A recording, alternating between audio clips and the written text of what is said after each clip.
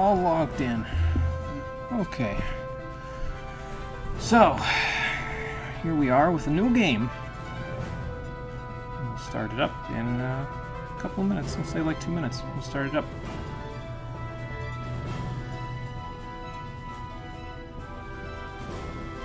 The real question is, how many times in 2 minutes can Ratchet throw that bomb?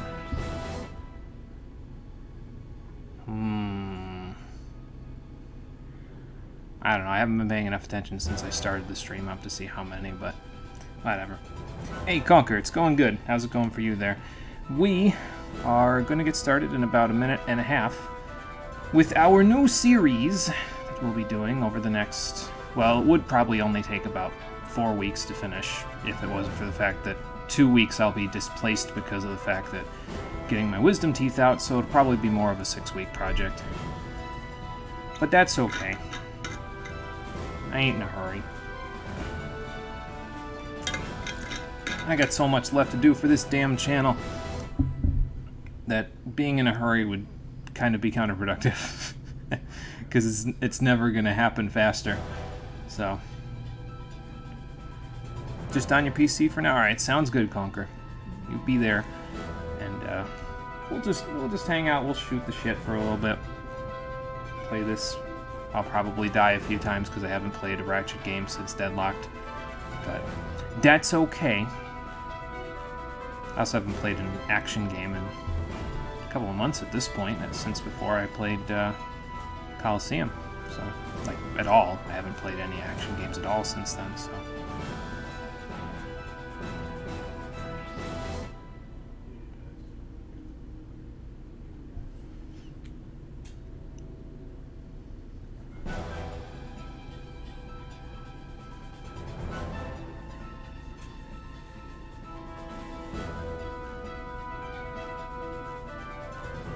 Most likely gonna have to wait till December to get one of your wisdom teeth taken out. Yeah, that is just annoying. It always takes so long to get it all scheduled. Like, this process took like 6 months for me to get it scheduled and then get them taken out because it's, you got, at least where I'm at and with my insurance, you got to schedule a consultation with a separate dentist, like an orthodontist that actually does the removal stuff. And to get the consultation took like 4 months. Like they had to schedule the appointment like 4 months away because they were booked until then. And then after that, the closest thing they could schedule was like 2 months after the consultation, and it's at 8 in the morning, and I'm just like, oh, for Christ's sakes. I gotta wake up, all groggy, go to the doctor's, and immediately be in pain for the next 2 weeks. That sounds like a fantastic use of my Monday. Oh boy. Well, it's got to happen eventually anyway, or else I'll be in an absurd amount of pain all the time from my teeth, my wisdom teeth pushing in on the rest of them, so I would rather take the 2 weeks of pain over a lifetime of it, you know. Alright, let me take a drink, and then I think we'll get started. I'll probably mute the mic while the intro boots up, and then I'll come back on the other end. Hey, Lifeblood, how's it going? Welcome. Just in time, I was about to start this all up. Definitely a niche video game character that existed. Yeah, I don't know who these two are. They're very niche. I've never played any of their games before. Actually, it's funny because I've only actually played this game all the way through once.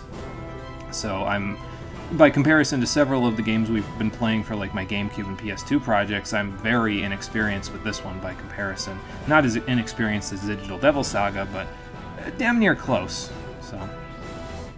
You're originally going to have it taken out in early September, but due to certain circumstances it had to be pushed back a lot. Oh, Jesus. Hopefully it doesn't cause you any discomfort along the way. That would suck. I'm so far myself not in any discomfort, although just recently, over the past probably 5 or 6 days, I've noticed when I'm chewing that I can feel my one wisdom tooth, like, it's not pressing up against my ear canal or anything, but I can feel it back there. So I don't know if it's starting to... It's inside of my gums right now, so I don't know if it's starting to come out or what, but, well, it's gonna come out by force pretty soon. So, hey, Bellius, welcome. How you doing?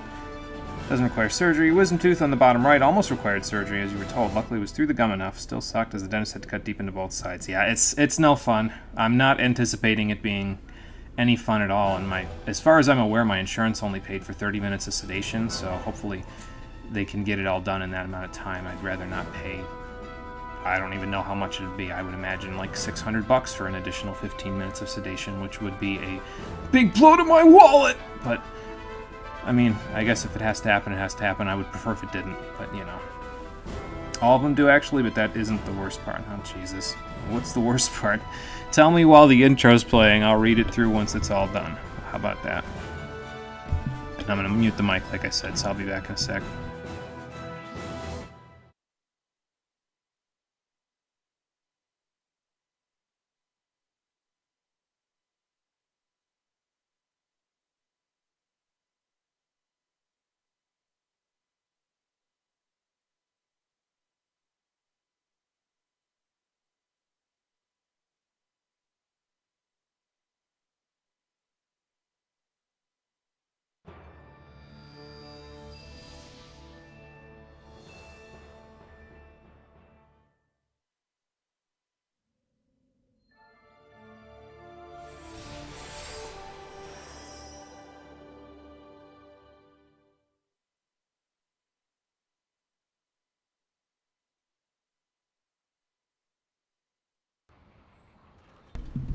Guess it seems a little silly. I probably shouldn't have muted the mic because this game doesn't have an intro. I forgot about that. Or rather, it does, but it doesn't play until like a minute or two into this screen.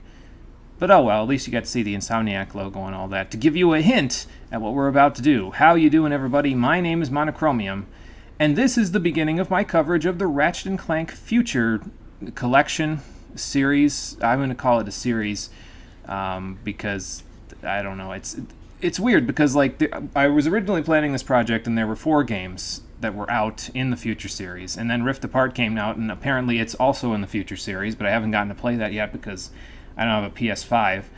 So there's 5 games in the Future series now, I think. So this isn't really a quadrilogy because technically there's a 5th game now, but we won't be playing Rift Apart because I don't have a PS5 to play it with. We will be playing these first 4, however, so if you never got to play these and you did play Rift Apart, this will serve as a little bit of an introductory sequence to the whole thing so that you'll know what's happening in the series a little bit better, I suppose. I would like to stress, though, that I am far from experienced with the Future series. I've only ever beaten the whole series all the way through once, and I think I've beaten A Crack in Time about 2 or 3 times, so significantly less times than I have played and beaten the original trilogy. And I'll only be slightly better off in terms of my experience with these games than I was in Deadlocked, where I had a little bit of help that would help me through because we played Deadlock co-op. So yeah, I'm not nearly as experienced. It'll probably be more off the cuff. I'll probably die more, but I'm not really all that worried about that. So, but I think that's all I really got to say about this one. So, and Conker's going to type out his worst part over on Discord later. Sounds good, Conker. You go ahead and do that when you're ready. Yeah, dry socket I'm worried about, honestly, because, yeah, it's no fun. It hurts like hell, from what I understand, and I just... It sounds gross, and I don't want it, so that's why I took 2 weeks off of... I'm going to take 2 weeks off of streaming when that happens, when I get them removed, because I don't want to risk anything happening, because, I want to make sure that I'm on top of all the maintenance I have to do for my teeth, so... Alright, I don't know exactly how the sound sounds. Hopefully it's good. I know this needs to be in stereo because I don't have surround sound. And I'm going to turn the speech volume up a little bit and the sound effect volume down a little bit.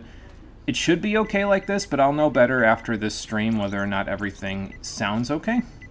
And I'll be able to adjust the volume as needed from there. So I'll check it out as I go. But for now, I think it's time we start a new game. Hey Marie, how's it going? Welcome. Yeah, you're just in time to say that you're about to wash a bunch of dishes. Yeah, well, they had us in the first half, not gonna lie. But you are here just in time for us to create a new save game, so. You're right, your company hasn't been giving you your shift allowance again for a few paychecks. Oh, get on them about that. That is not acceptable. That's not good. They got to be paying you for all the work you're doing. So, excuse me. Hence why you're getting paid less the 3rd time this year. Jesus. Yeah, definitely get on their ass about that, because that's not cool. Maybe they'll learn eventually. I hope. Meanwhile, on planet Kerwan... Horizontal stabilizers. Check. Ion thrusters. Looks like we got a tailwind. If we time it right, we can ride the slipstream at the grav train past the secret traffic. Launch the mag grappler onto that pedway overpass and slingshot right up to... That is not what I asked you. I don't know if that sounds fine. Probably just a fused ion. Uh-huh. Incoming message from Captain Korg. Oh, why? How did he get my voicemail? How did he get my phone number? Nothing I can't handle. I do just a few thousand heavily armed robotic commandos, but I figured, hey, if you were in the neighborhood, maybe. Also, how did he escape the whole... well, I suppose after Dr. Nefarious, he probably went back to being a hero rather than having to be a test subject at Megacorp, so... Well, the thrusters just died on me immediately, so... No, I'm not.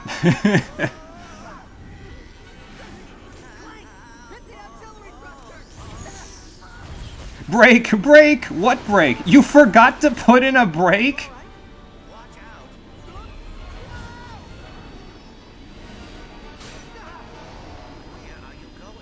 I don't know.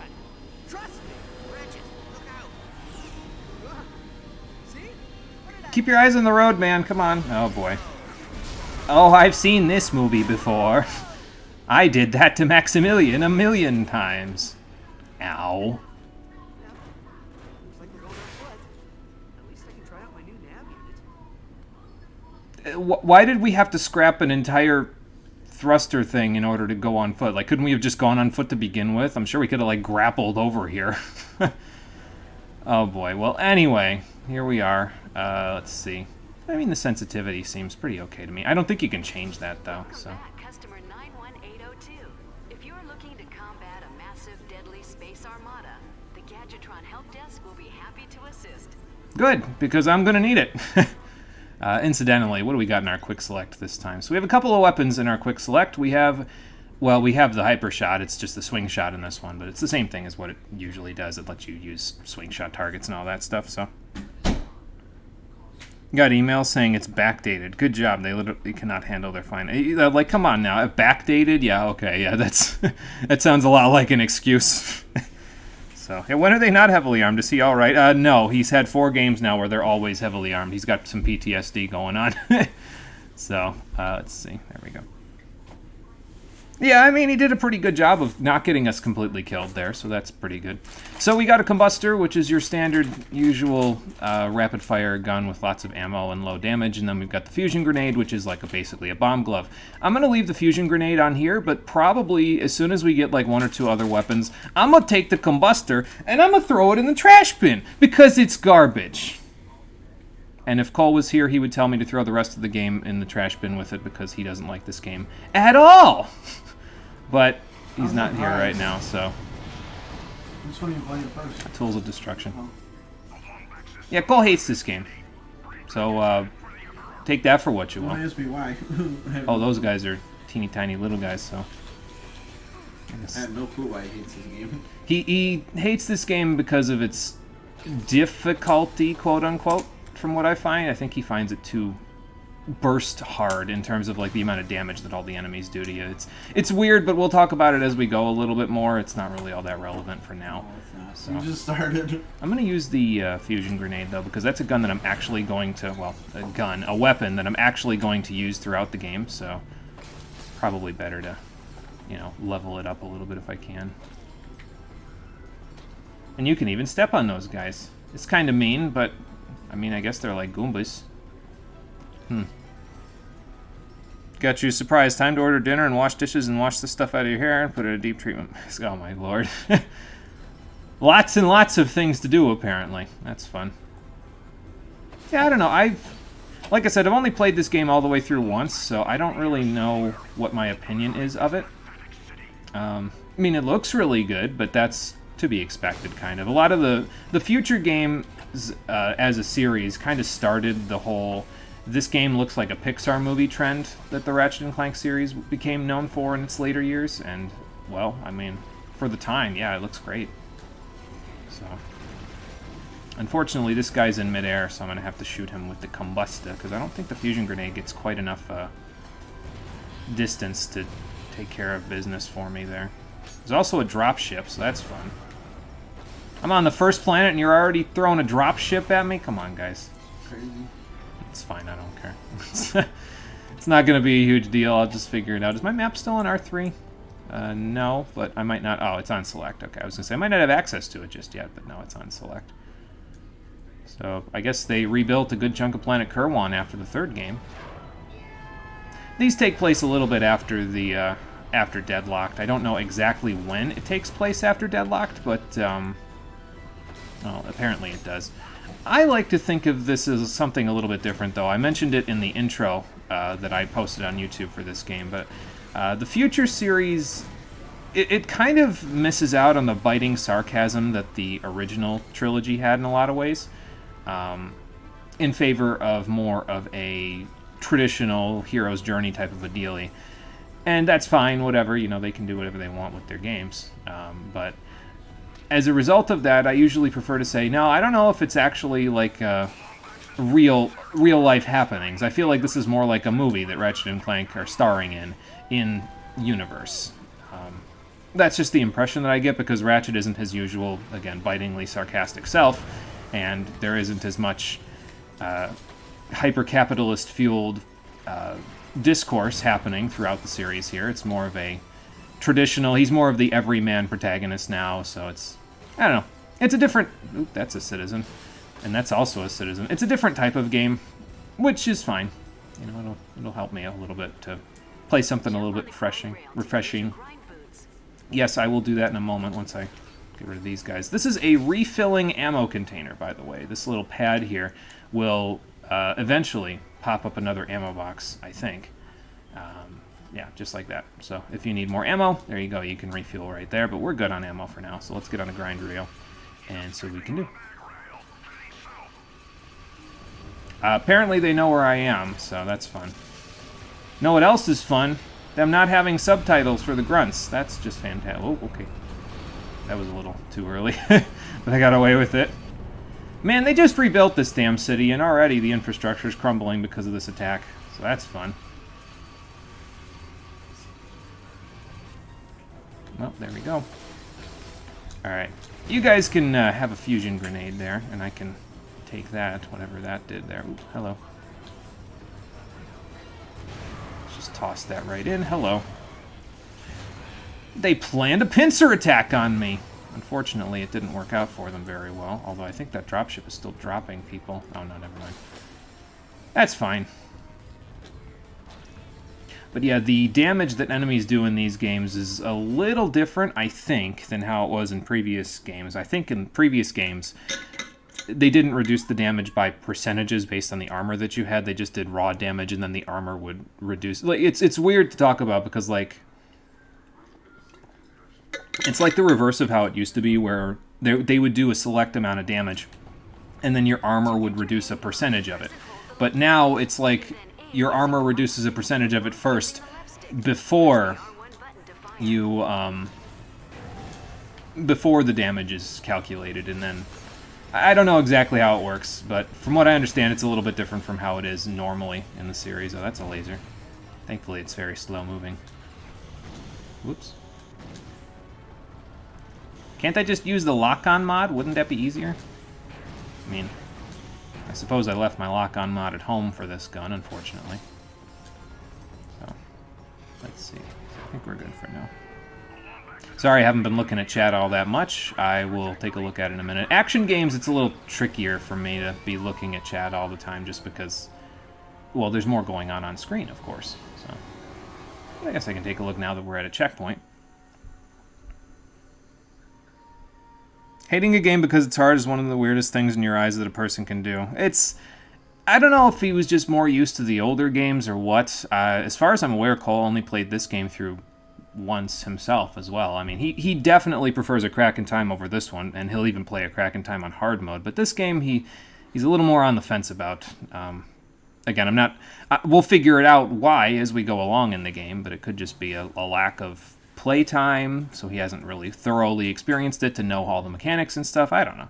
So, one of those games where they say you destroyed an army and they're like 100,000 units and you killed like 1,000, which is not even close. Yeah, something like that, yeah. They've got a lot more units that they say, but Captain Quark is known for embellishing things, so... Not everyone likes a game for being crushingly difficult. You do, but you're kind of a sadomasochist. Yeah, it'll be... That's part of it, right? Like, I enjoy games when they're very challenging and in some ways punishing in some cases for the mistakes that you make, like right there. But, not everybody's into that whole concept of, you know, games being challenging to the point of, you know, being incredibly difficult. So, some people just like to play a game. I don't know. Whatever they want to do. I'm okay with it. I must have hit one of my free-aimed combustor shots there. Oop. There we go. I think one of the things that I do enjoy about Tools of Destruction, though, is that... well, we're not quite there yet in the game, but the guns seem to have less of a use this gun because you like the gun and it does a lot of damage type of dealie. There are some guns that do that, but a lot of the guns have unique properties that not all weapons in the game have. Like, for example, as we upgrade the fusion grenade, it'll start to be able to knock enemies down while hitting them with a bomb, which is actually pretty useful because that sets up combo attacks that you can then do afterwards. So, also, hello, there's lots of... Let me just keep throwing bombs and getting me through here. Don't ask me how the bridge is not crumbling while the bombs are being thrown. I mean, I would think that would cause a little bit of an infrastructure issue, but no, whatever. That's fine. Oop. Kind of. That's an asterisk. The more nanotech you have, the more damage you can take. Kind of. Sort of. It's complicated. And let me go back here. There we go. There must have been nanotech around here somewhere. I just got some back, which is fine. I think fusion grenades almost V2 now. Yeah, it's just like in the classic series, you can upgrade your weapons by defeating enemies with them, so that's cool. Thankfully, these enemies that have the little squishy things on the inside of them, the little slug-looking monsters, they count as defeated just from blasting through their exterior chassis. You don't have to defeat them, the little guys with the guns, in order to get experience from them for your guns, so... I do like that the crates have, like, Havoc engine physics now, where they fall over if there isn't something supporting them underneath. That's a nice little touch. It makes the game feel a little more immersive. So. Did you taking off your headset? Holy hell, the combustor sucks. Yeah, the combustor is... It needs to go in the trash bin. We'll throw it in the trash bin in a little bit when I have more than 8 ammo on something else, so... Combo attack? Since when was this a Tekken game?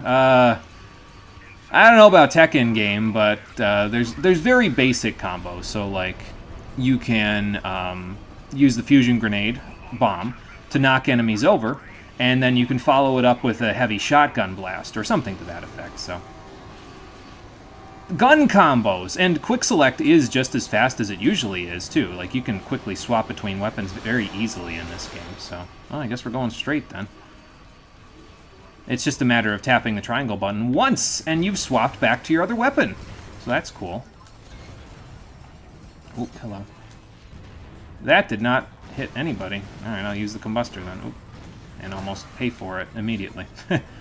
Fix perspective while you do this. It's okay. Although fusion grenade is almost V2 now, so I guess I'll have to figure that out. Where are we exactly at this point? Oh, okay. So it looks like there might be another grind section before we're done. Maybe, if I'm looking at the map correctly. Oh, okay, just another fixed perspective section. Whoop. How about no? There we go. Nice. Yeah, they added that little slowly raising sound effect that happens whenever you upgrade your weapons now, and it shows the new power that you have for the weapon as well. So... I don't think they show the different effects that the weapon has, though, once you upgrade it, but I think you can get that on this screen here. Yeah, so you'll see those little effects over on the side there, underneath where it says Fusion Grenade. We've got, like, power, radius, ammo, and then bolts. Those effects are in the game, but, well, upgrading your weapons doesn't help you with those just yet. Those are something else, and we'll figure out what that's all about in a little while. But first... For now, it's probably better to just keep upgrading weapons, but this is... I mean, look at the combuster's power for each bullet. Granted, it has 100 of them, but 173 is a big burst, and it has pretty wide radius for the fusion grenade, so... yeah, that helps pretty good. Yeah, one half of the game, a pea shooter. The other half, explosions! Did somebody say explosions? I don't remember how that guy actually sounds. In my head, he sounds like Randy Savage, but I don't know if that's correct. I haven't played enough Borderlands to know exactly what he sounds like. I'd have to ask my friends. They've played a lot more Borderlands than I have. Just keep throwing bombs! Because everything in front of us will blow up, thankfully, when we throw bombs. As you can see. There is a small cooldown on the fusion grenades. You can't just chuck them really quick one right after the other, but it's usually not too slow, so... okay. I jumped to make sure, but I don't know. Okay, and here's one of the things about this game that I don't know if most people like. It uses the PS3's gyros to have 6-axis control, and I've only ever heard bad things about it. I don't know if it's just because it's something that people aren't used to. I don't think I'll personally be using it, because there are a couple... at least one gun in the game that uses the 6-axis for steering the projectile, but I don't personally like that weapon all that much. It just doesn't really do enough damage for me, so I usually use something else, but, you know. I'm away from my post at the Planetary Defense Center. Please enter the number that best describes your emergency. Oh, that sounds like a fantastic idea. Nothing like the help desk being critically out of the area when you need them. That is not a toaster. Stop it. Hey, at least he's somewhat inclusive. He even included Spanish subtitles. You may be their intended target. Probably. And we should probably get out of here as a result of... okay, as a result of that. Now we've got one of these other grind rail sections where they will slowly follow you and try to shoot you with lasers. On top of the other things that you have to deal with, so... we're literally on rails at this point. It's fine. We'll just get through it. We got a decent checkpoint as well, so... oh, that's a hell of a thing. Oh, here comes the train again. I can't tell you how many times this has happened to me at this point. I'm starting to get annoyed at it. Almost getting run over by multiple trains. Hello, can I use my gun? No. They won't let me use my gun. This isn't deadlocked. Little unfortunate, but, you know, it'll happen. Oh, I was going to say, is he going to sweep the laser across? But no. Anyone else getting Flying Fortress from Sonic Heroes vibes from this? Is that just me? I mean, it's kind of the idea. I don't know why they don't just ram into me. I feel like that would work a lot better, but what do I know? I'm not the evil bad guy here. Oh, okay. Nice slow-mo, but what was the point? You were aiming more for Megumi from Konosuba. Okay, see, that's why I didn't get the reference, because I don't know. I barely know what a Konosuba is, so sorry. Oh, you're on mobile. So I'm gonna tell you how this train schedule works. There's always a literal back-to-back trains. Are there multiple stops? Something tells me their infrastructure isn't exactly well suited to the newest, all the stuff that they've got going. Who the hell is this guy? Crown Prince of the Cragmites, conqueror of space and time, and, pending the obliteration of a few insubordinate species, ruler of the universe. Where do they find these guys? Emperor! See the crown, see the scepter, a giant walking throne and legion of royal robotic commandos. Yeah, but that didn't really stop me from stopping Ripto, so what makes you think you'll be any better? What's this? Such a primitive robot companion. I don't know about that. To be such renowned engineers. I'd be careful if I were you. He's got posomorphic blaster cannons to reach fingertip. He installed them after Secret Agent Clank. People of this arcade planet, but with you. Surrender your deathbot and simply allow us to kill you. No one else need be harmed. Fair enough. I don't know if you know who you're talking to here. Find a weak spot, Ratchet! There you go. Not much of an Emperor if you can't avoid toppling over. Fly! Oh boy. It's a bit of a rough start for Emperor Percival Tachyon, isn't it? Whoa! Hang on, Clank. Hyperspace boosters online. Engaging cryosleep. Oh. Cryosleep? Nah. There's no way I'm gonna... This fortunate cryosleep does not work on robots. I'll be careful what you wish for, Clank. Ow! Yeah, so the game doesn't have the biting sarcasm of the original trilogy, but at least in this one, I find this one has a lot of the cartoon antics that the original trilogy had in some cases, too. It almost plays out like a Saturday morning cartoon, which is pretty cool. I enjoy it.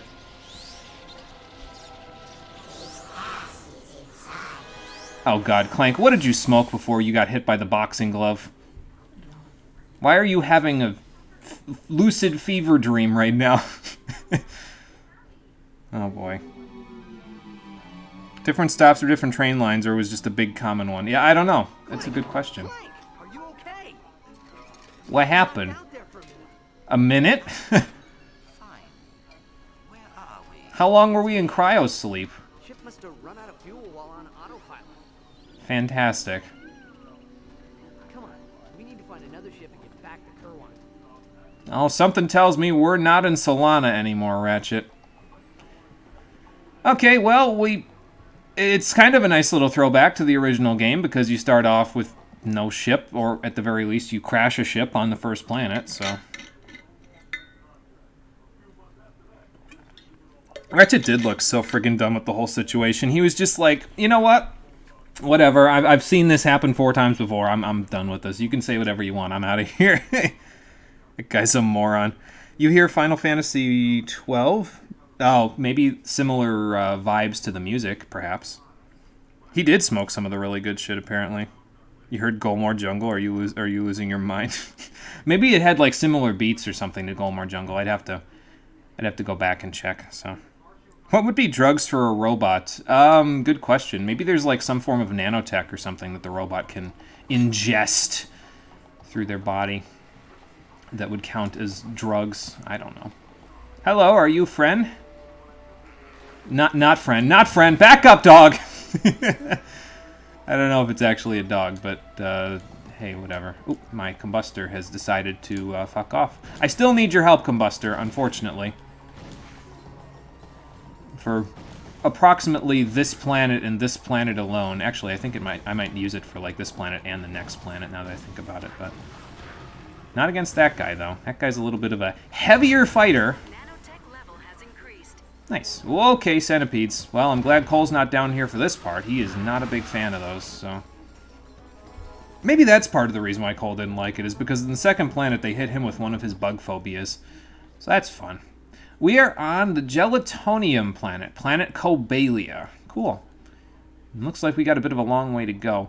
I think this game sort of lacks a little bit in the side objectives. Like, usually there are multiple paths in the Ratchet & Clank games that you can go through. I think this game focuses more on a single path with multiple objectives along the way. So, I mean, it's different strokes for different folks. Whatever. Whatever works. That's lots of little doggos. I feel like we're going to get to the end of this planet, though, and all of a sudden the Megacorp theme is just going to start playing inside of the factory again. Thank you for choosing Megacorp. Please shop with us again. Friggin' elevator-ass music playing. These guys are a little resistant to the bomb glove. Fusion grenade, excuse me. Although I apparently sprayed the walls with their everything, so... is that where I was? No, it's not. Okay. What if I go down here? Do I want to go down here? Probably not. No, definitely not. Now how do I get back up? Oh, I just go over here. Okay. But yeah, I guess we gotta jump and float over. We still got... Oh, we don't still got a long jump. Or unless they switch the button that it's on. Which is perhaps possible. Yeah, see, this is why I still need the... this is why I still need the... What's it called? The combustor. Because eventually I will run out of fusion grenade ammo, unfortunately. And we haven't seen a vendor just yet, so... I'll have to look out for one. But I will take those extra fusion grenade ammo. That's 5 whole grenades for me. Nice. Oh, they did change the button. It's on R2 now. And it also looks janky as fuck. What is that guy? Hi. Are you one of the bigger centipedes? Maybe. Apparently he's not a big fan of me, though. Because, definitely gave me a heckin' roar and then ran off, so... oh, I got twofer. Nice. Okay, hello. And I'm out of fusion grenade again. I feel like that's going to turn into a trend on this episode. Hello. On this episode. If I wasn't out of fusion grenade, this would be a lot easier, but I guess I'll just do this. As usual, since going commando, the strafing command exists. You just hold down L2, and you can strafe while looking directly forward. You can fire at the enemies while moving from side to side, which is nice because it lets you dodge a whole bunch of projectiles that you otherwise would not be able to. So that's good. I'm going to check what's up here. Unless I'm supposed to go up here. Oh, hello. In which case, I'm... No, that's a treasure chest. I think I'm not supposed to be here right yet, but no. Oh, it's pirate booty! Awesome. Well, let's bust it open if we can and see what we've got inside. You have acquired Veritanium. This valuable resource can be used to upgrade your weapons. Nice. Simply go to a weapons vendor and select the upgrade weapons option. Computer, show me the closest Gadgetron vendor. The closest Gadgetron vendor is 12 trillion miles away. Great. No, it's probably somewhere on this planet, but, well, we don't know where it is just yet. So, we'll figure it out later. Not a big deal. I think I got some fusion grenade ammo out of that. I can't tell. But yeah, see how it, like, when the boxes don't have a foothold below them, they don't just drop like a rock anymore. They fall down like they actually have physics, which is good. Again, it adds to the charm, so... I'm glad I hit that guy with a little splash damage beforehand, because that would have been unfortunate if I would have not gotten any experience for the fusion grenade, because I didn't quite finish him off with it. So, general rule in video games, if you can target it, it is a bad guy. Yeah, that's probably fair, yeah. Still hear similarities to Golmore Jungle. You're losing your shit. Never played Final Fantasy in general, so you have no clue. I'd have to listen to this one a little bit louder. I just don't want there to be too much echo in the background, so sometimes I don't... have the music up as high. Yeah, so you know how the high jump has a bit of jank to it? I think the wall jump has a bit of jank to it in this game as well. It doesn't feel like you stick to the wall as well in this game. It feels like when you hit the wall for a wall jump, it feels like you drop like a rock in a lot of cases really quickly, so... At least the long jump works like it's supposed to. That's good. And you also start out with the thruster pack to begin with, but it's kind of similar to Up Your Arsenal because the thruster pack, I think it's in gadgets. Yeah, it is.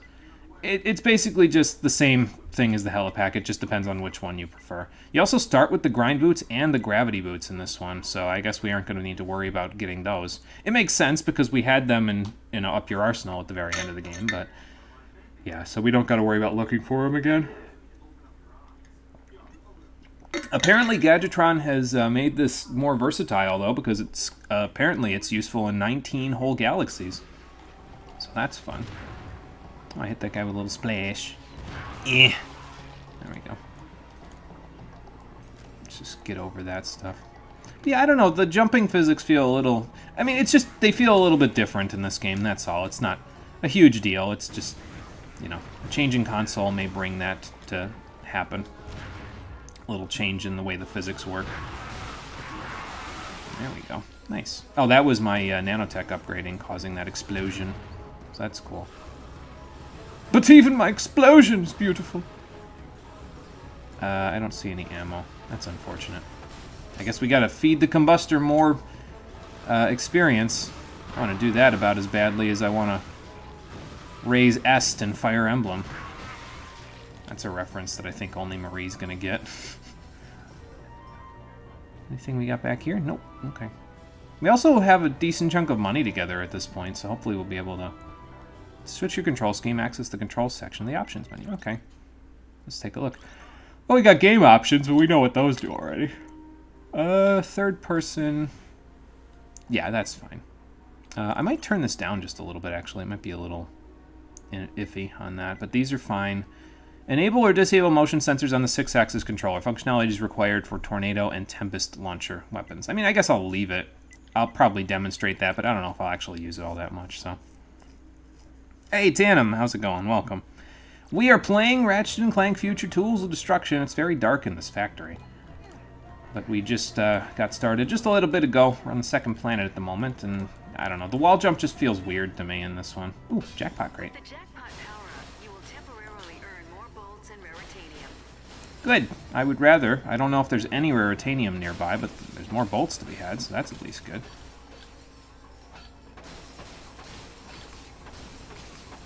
Just break them boxes. Get all the money you can, because I'm sure it'll help. Oh, okay. Don't know what that was all about. Ratchet, you need to slow down. I don't know what drugs Clank took, but they appear to be rubbing off on you. Oh, okay. That's a centipede. Have one of these, friend.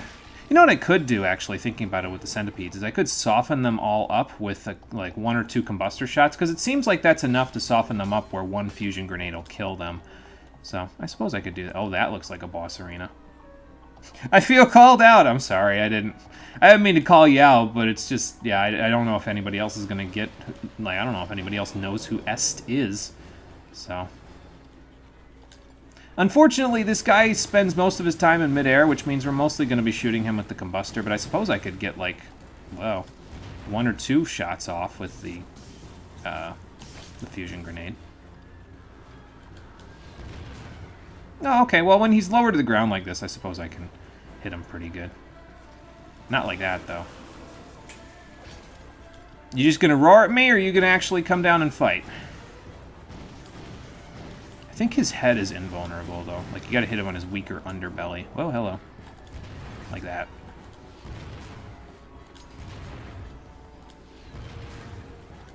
And we should be getting a little bit of splash as well from the fact that we... Okay.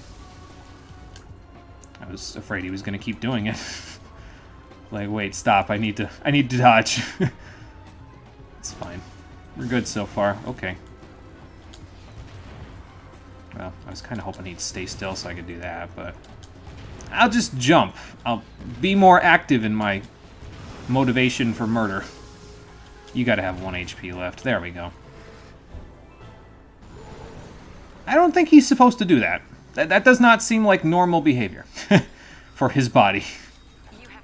We V3? No, we're not quite V3 yet. Ooh. So yeah, I think that was our first Leviathan of the game, and a Leviathan soul. Well, somebody will want it. I don't know who, but somebody will want it. But also, as the Gadgetron Help Desk mentioned there, possibly before we knew normally, we're not in Solana anymore. We're in the Polaris Galaxy. So, that's cool. I think we might have gotten a little bit of experience for the combustor from that. This game might have, like, dual experience. Like, it'll give a little bit of experience split to each of your guns if you use them, so...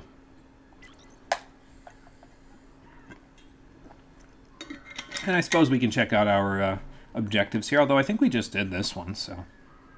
But, well, maybe it'll update once we find a checkpoint, like right now. Okay, well, Civilization, the Cobalia Spaceport. Well, if anybody's going to have a spare ship, I suppose we'll be able to find one. Let's just see if we can find somebody we can do a favor for, and maybe they'll take us for a ride. That guy looks like a prime target. Let's go check it out. Citizens of Cobalia. The Imperial Defense Force reports that a Lombax has infiltrated the Star Sector. Uh-oh. Empire expects your full cooperation in neutralizing this threat to our security. So, if Lombaxes are so rare, how do these people know what a Lombax is?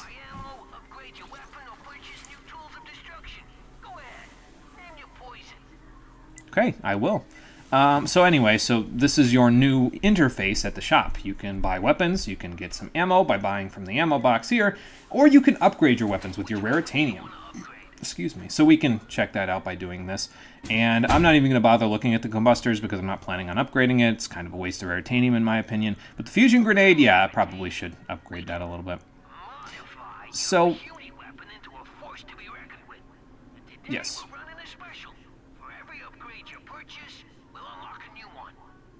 Cool.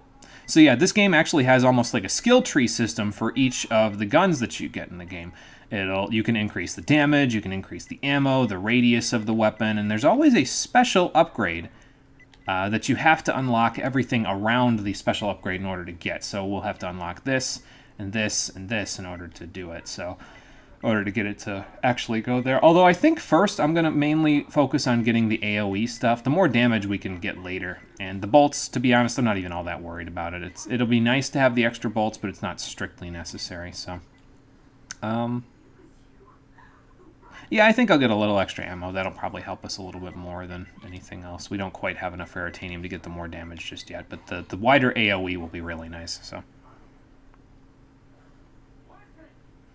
I mean, what else would you do with something sold? Not steal it, for one. He didn't steal it, he found it. There's a slight difference. Yeah, sure.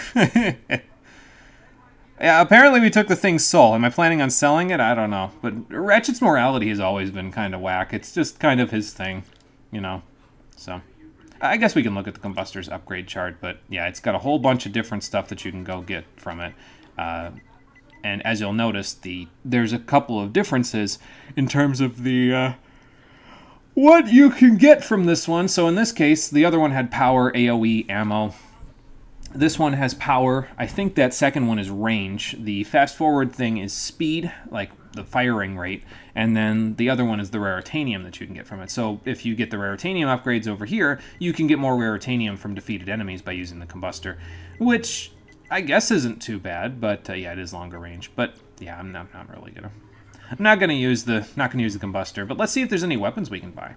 Okay, so this is the one that uses 6-axis, the Tornado Launcher, and it's probably pretty good crowd control, but I don't know. I've never personally used it all that much because I don't really want to bother with the 6-axis controls. I usually get by with everything else. So, Plasma Beasts, is this one that I want? I don't think so. Yeah, I'm not really a big fan of either of these, to be honest, if I remember correctly. There are certain weapons, and once I get them, I'll know which ones they are, and I'll be able to tell you, yeah, I want those, so. Lewis! Thank you for following. I appreciate it. With the two little eyeballs staring makes it seem like your name is from a horror movie. That's just the impression I'm getting. But, yeah, thank you for following. I appreciate it.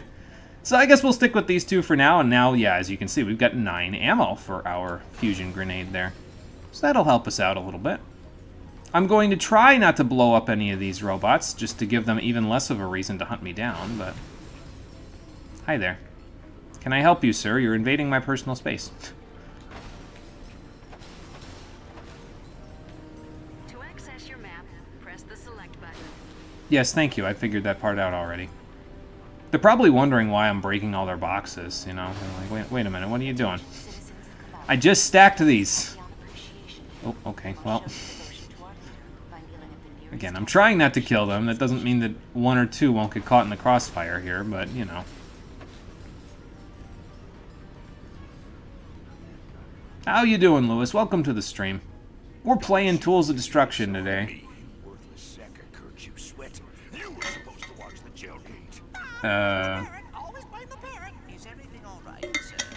You two seem to be having a bit of a lover's spat.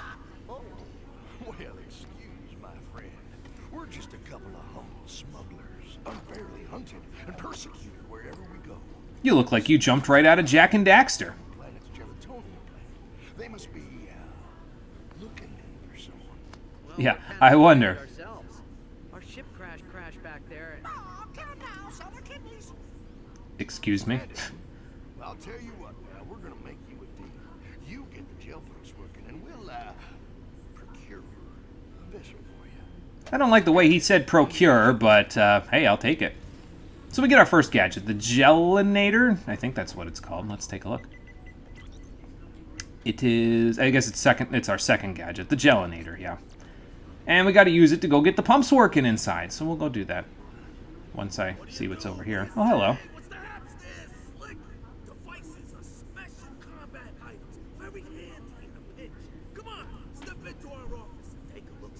I forgot these existed. I don't think I used them very much in my first playthrough.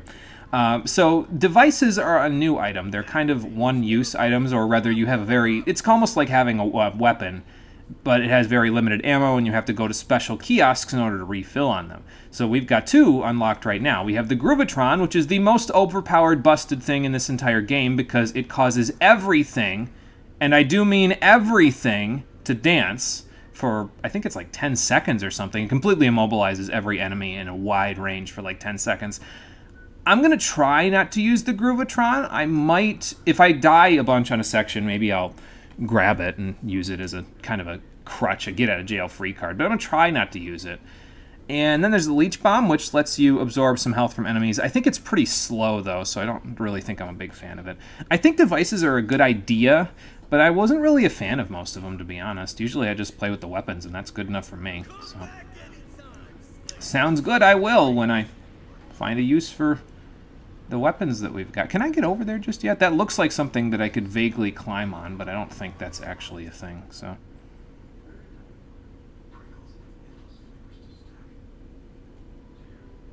That parrot has issues. That parrot has seen some shit, that is for sure. Here, I thought I'd use it for memes. I mean, I guess I could pick a few of them up just for the meme. I'll show you what they do. Why not? Let's pick up, like... Let's pick up one of each, just so I can show you what they do. That seems like a decent idea. That way you... At least you know, okay, this is why I'm not using it.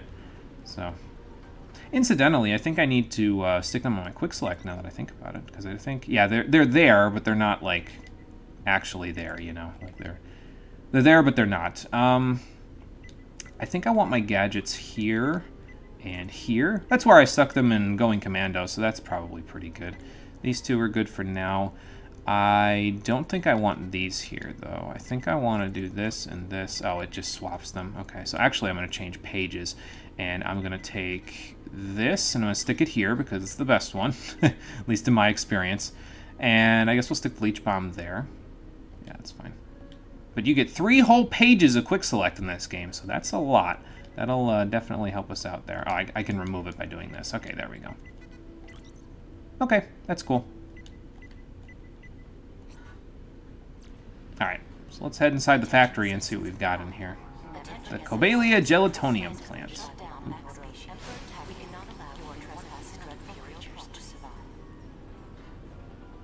I unfortunately am sitting a little bit further away from the TV again because I can actually afford to. I don't have a wired controller that I have to sit closer to the television here.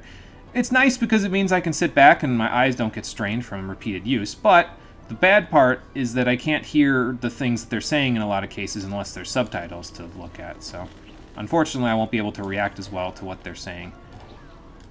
And that's what the gel does. You can spit it out in these little sections, and you can put some goop on the ground, and that lets you jump a little higher, so that's cool. I forget how many cool puzzles they use that for in this game, but I mean, it's an interesting concept, that's for sure. I'm gonna stick a little right there. Just get some flubber on the ground, and then hope that I float over here. Ah, okay, we got enough height, it's fine. I think what's behind me is the way that we're supposed to go, so... Are you a friend? Well, you didn't attack me, so... I'm going to assume yes, friend. Ratchet, you wouldn't happen to have, like, a flashlight or something in here, huh? This place is a little dark. Oh, I guess I can't quite get up. Well, there we go. I can get up there now. Oh, these guys are not friends. Hello, dogs. Oh, that's not gonna work. There we go. Perfect. And we have a V3 fusion grenade. Perfect. It's gaining experience pretty quickly. Oh, I gooped the guy. Cool. Oh, that didn't kill him. Alright, that's fine.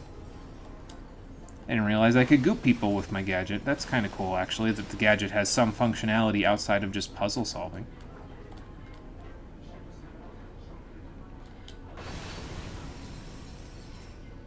Lots of money I can use for other things. I think this is the side path. I'm not 100% sure. Maybe. Can't really tell. It's kind of hard to tell. Oh, that's okay. Let's see what's up here, because we do have our gravity boots already, so we can check it out. Will allow you to traverse ionized metal surfaces. Try them out on this grav ramp. Yes, and that is what I did. You know, Help Desk, it would be more helpful if you could help me out with that stuff before I already do it. Not for nothing, I'm just saying. direct Imperial decree. Desist at once. I don't want to desist. Yeah, I'm going to turn up the volume a little bit in the background. So if there's any echo, let me know. But if I turn up the volume, I can maybe hear what they're saying a little bit better. Well, I would rather not blow up today, thank you. Unfortunately, we left our box breaker at home. Maybe we lost it after deadlocked, I don't know. But, yeah, we don't have it here, so we can't use it to do any shenanigans with the boxes, unfortunately. This is kind of actually pretty interesting right here, but let me go back the other way real quick and just make sure that we didn't miss anything on that other path, because I don't know which one's the side path here, so I guess we'll find out. Let's go back down here and check it out over here.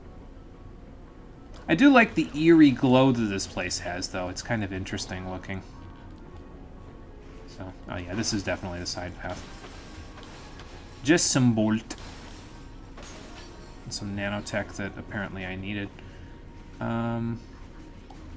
might be able to get over there. Maybe. Can I jump on this? I sure can. Cool. Then that's what we'll do. It's kind of cool. That thing is like staring at you in the darkness. That's an interesting little set piece there. I know it's just boxes, but I don't know. I still find it pretty interesting. I found more pirate booty! And sometimes you'll even find devices inside the pirate booty, so that's kind of cool. I should be able to get across from here. Keyword is should. Yeah, there we go. Because you float kind of more horizontally with the glide in this one. So... You know, thinking about it, those ants there? Yeah, I thought so. They might not be enemies, but it looks like they eat your goop, so that's interesting. I never noticed that before. Again, I've only played this game through once, so if I'm kind of in awe at certain things that you're like, okay, come on, I've seen this a million times before. Yeah, it's my bad. I haven't played this game enough. But yeah, so they've got these floating sections where the goop will float downstream, and you have to kind of get it to... Whoa, okay. Whoa, okay. You have to kind of get it to be at maximum capacity beforehand. I guess you could do this, too. This works. Instead of letting it float downstream, I'll just bounce from here. But eventually that's not going to be something we'll be able to do, so... We're going to have to make use of the floating. So, let me see. Maybe I can do it from, like, here.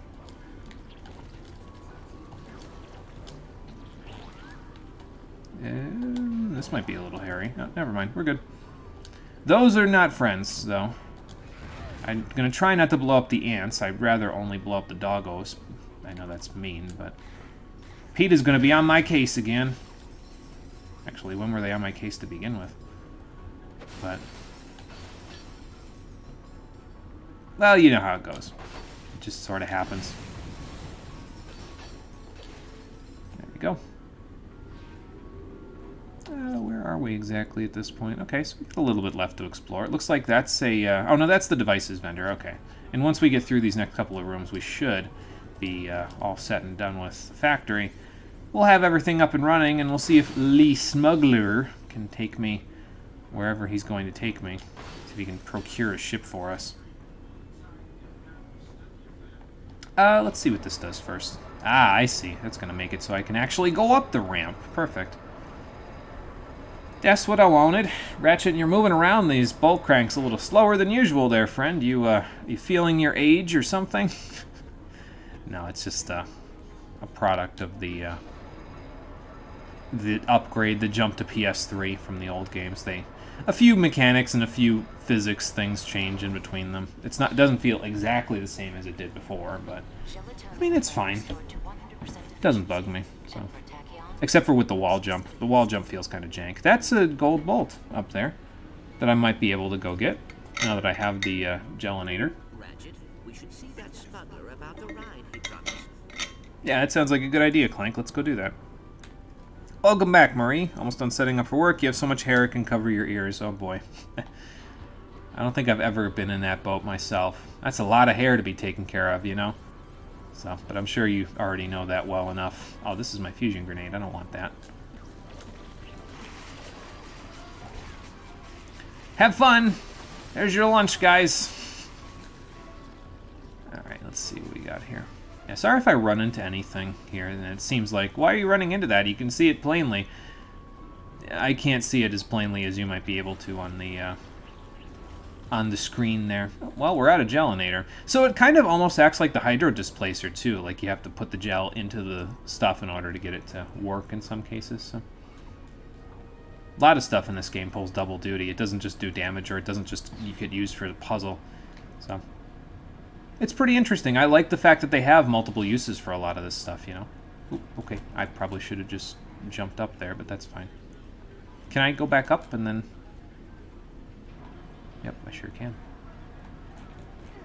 Oops, that's not what I wanted to do. I'll get this one of these times. Maybe there's a hole or something I can take around here. No. But I don't know if we're going to be finding everything in this game. I don't really know where most of the secrets are in this one, unlike the classic trilogy, so... I might not look for everything in this one. Oh, okay. There's an invisible plot wall blocking me from doing that, so that's fun. We got devices here. I didn't end up using the Groovatron, did I? Oh, well. But yeah, the smuggler's back over there, but I'm going to see if I can go back into the factory and get more gel so that I can try to bounce my way up there. Oh, in the back it's a little bit past the shoulder length. Didn't take good care of it earlier in the year, thanks. Oh, yeah. That could be a bit of a problem. Trying to see if it can even be saved. I'm sure you'll be able to salvage it. So, oh, I can't even get out of here with the gelinator. Okay, interesting. Well, then, I don't know how you get that one. I guess I can try to figure it out, but...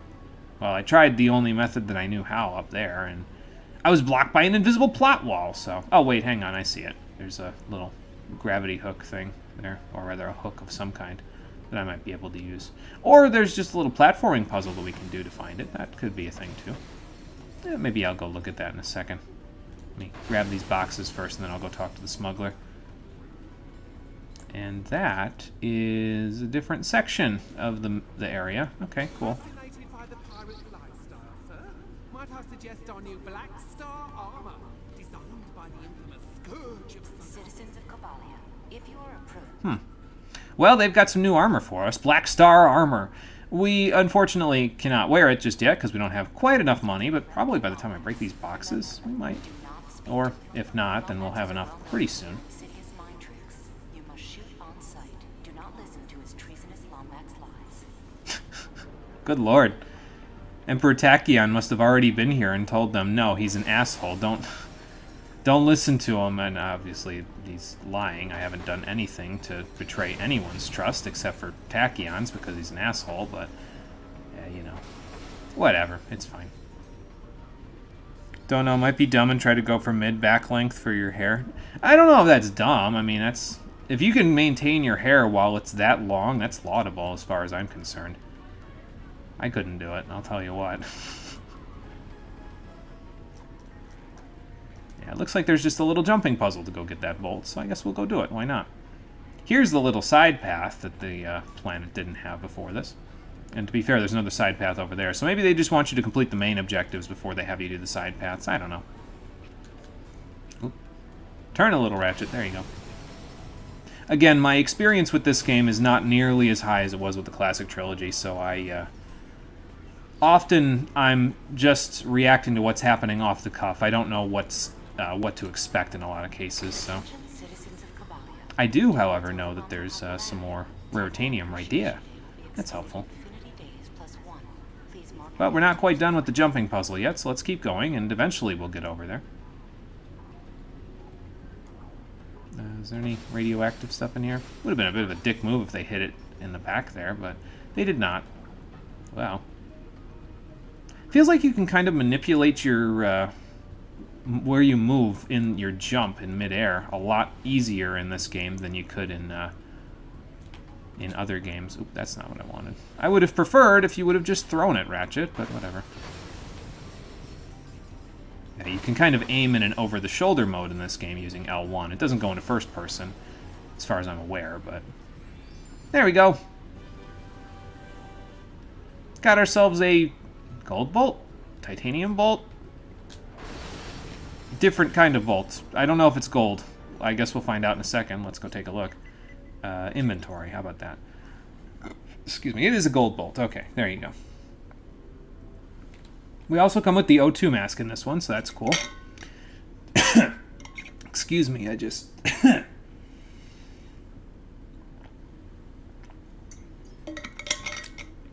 I just caught in my throat a little bit, and it's still there. Sorry. That happens sometimes. It just... I get stuff caught in my throat, and it just sticks there. Gotta clear the old airway, you know? So that's a fun little debilitating thing that happens to somebody who uses their voice for 2.5 hours a day, 3 days a week. We have enough now to buy the armor, though, I think, so... Let's take a look. Yeah, just enough to buy the armor, so let's buy it. Why not? I'm not buying weapons right now, so... I'm sure I'll regret this very soon, like on the next planet when they have a new weapon for me, but that's okay. Treasonous? What treason? You don't owe allegiance to anyone. Yeah, evidently Tachyon doesn't know that, unfortunately. So, alright, before we go on our main path there, let's talk to the smuggler and see if he's going to take us on this here transport barge he's got. Ooh, actually, yeah, let me ask you a few questions. Where are we exactly? Sorry, it's still there a little bit. It's the gel capital of the Polaris Galaxy. Well, at least it was until Emperor Tachyon shut down the plant. Well, he sure didn't shut it down anymore. Who is this guy, anyway? The runt? Well, Yeah, he is a bit of a runt, isn't he? come here. I heard he was hatched from an egg frozen somewhere in the verdigris sector like a cragmite sickle, you know. Y'all be careful around him. He's got himself a sore spot for Lombaxes. I can tell. Do you know what Leviathan souls are, O ye of lots of knowledge? It's in the bank, friend. Look here. There are creatures out there. Now, the ones of the larger variety carry in each of them a Leviathan soul. Uh-huh. I kill them, I collect them, and then sell them. And I'll tell you what, you find any souls, you be sure and bring them on back to me, you hear? I'll give you a fair price for them. Sounds good. I've got one right here, so here you go. Pleasure doing business with you. So yeah, he'll trade you those over the course of the game. It's kind of like the sewer crystals or the sand crystals or the moonstones from Going Commando and Up Your Arsenal.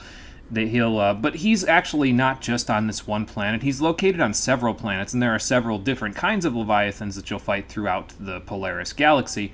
And all of them have Leviathan souls that you can trade for a little chunk of money that'll help out with ammo buying and all of that stuff. And eventually, maybe you can even save up enough to buy a whole weapon out of them.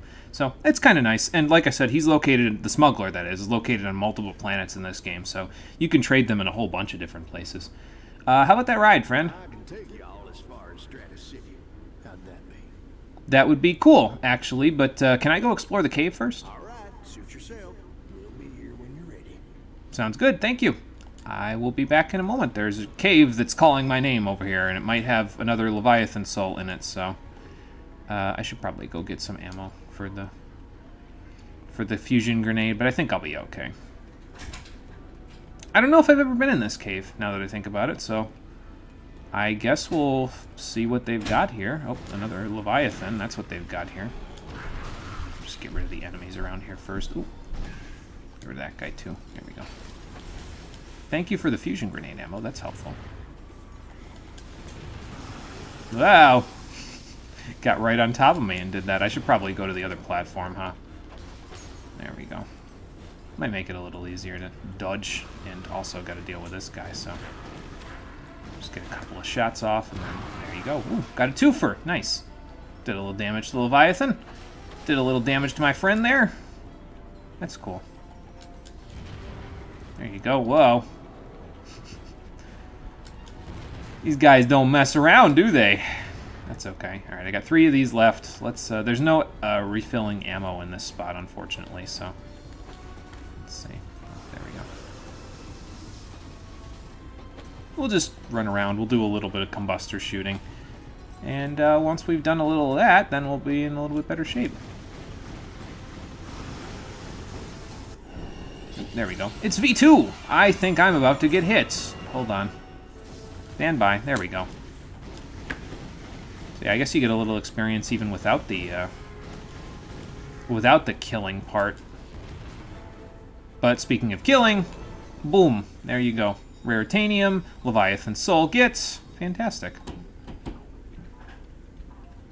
I forget exactly how many of those there are in this game, though, but probably you'll find all of them by exploring little side paths, and also there's something else up there that... Okay, you can't zoom in anymore.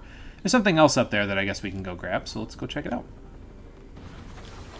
I'll try to explore the side paths and get the fancy Leviathan Souls and Gold Bolts and all that where I can, but I can't guarantee that I know where everything is, so...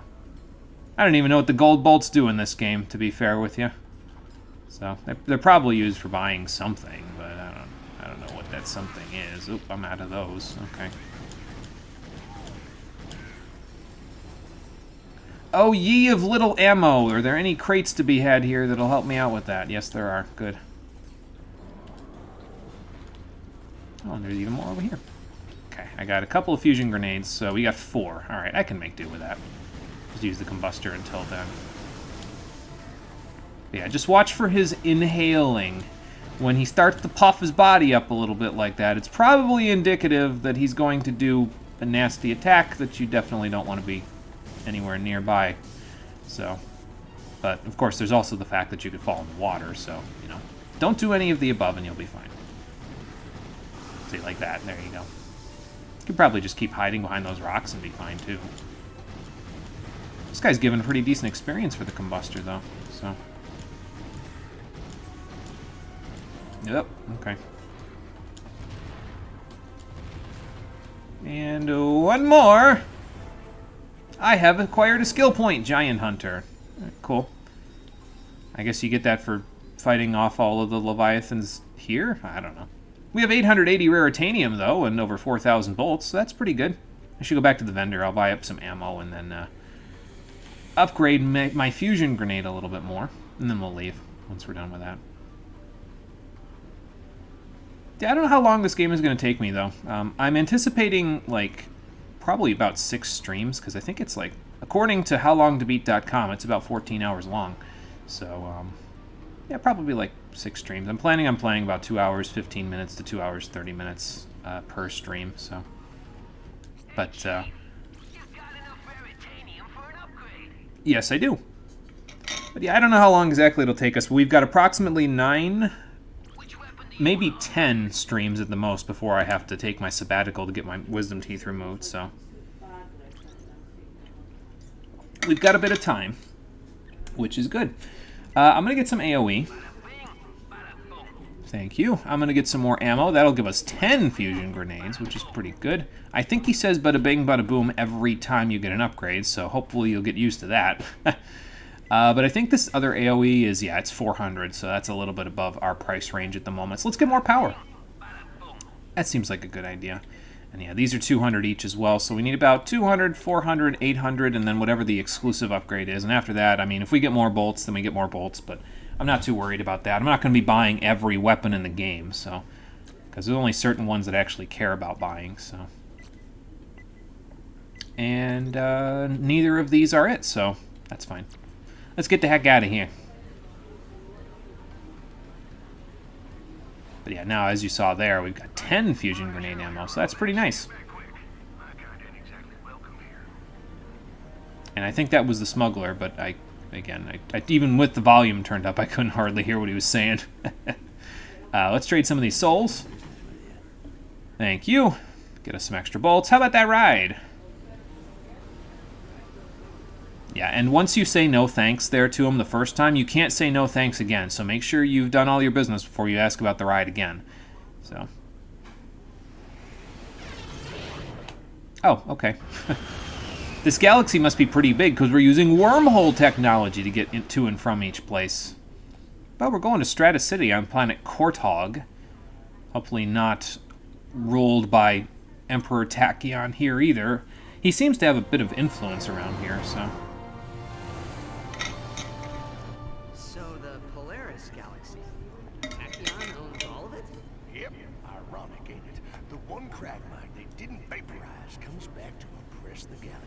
Fantastic. Who? Are you kidding me? The Lawmaxes. Oh, okay. The whole lot of them years ago left the Cragmite planet nothing but an empty hunk of dirt. Uh-huh. All hail the Lawmaxes, all saviors of the universe! I don't know if I like this plot point of the Lombax as being saviors of the universe. I guess it adds to Ratchet's character, but I don't know. I kind of didn't need to know. If you jettison the excess cargo, you could increase your speed and evade capture. I couldn't agree. Clank, aren't we the excess cargo? Eee! Oh boy.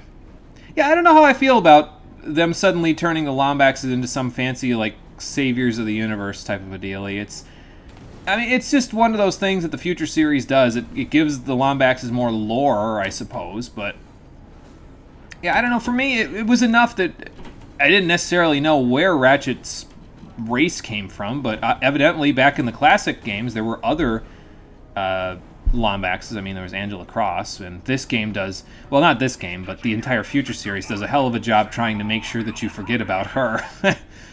But yeah, I don't know, it just... Alright, Chief. What can we do you for? You're all maxed out, Chief. Good. Let's see what else you got here. You got a right to protect yourself. You have a Predator Launcher, another weapon that I couldn't care less for. So this one, you can lock on to multiple enemies at the same time with it and then shoot with it. So it's, what's the equivalent? I feel like there was another weapon that was similar to it in previous games, but No one lives forever.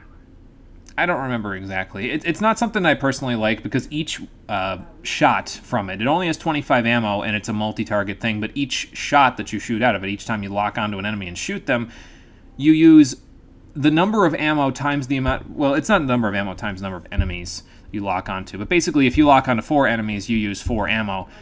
So I always find that this thing just never has enough ammo. I always run out of ammo with it way too fast, so it's not really something that I'm a big fan of. That being said, you do want to hit up the vendors even if you don't need ammo and that sort of stuff when you see them, because they will refill your nanotech if you do, so that's cool. Step on that guy real quick. Well, hello. How about we get a jackpot crate, because that'll get us some extra bolts from these guys, so... which should come in fairly handy, because there's quite a few of them. Wonder if this upgrades the experience I get with the fusion grenade, too. That'd be pretty cool. Oh, hello.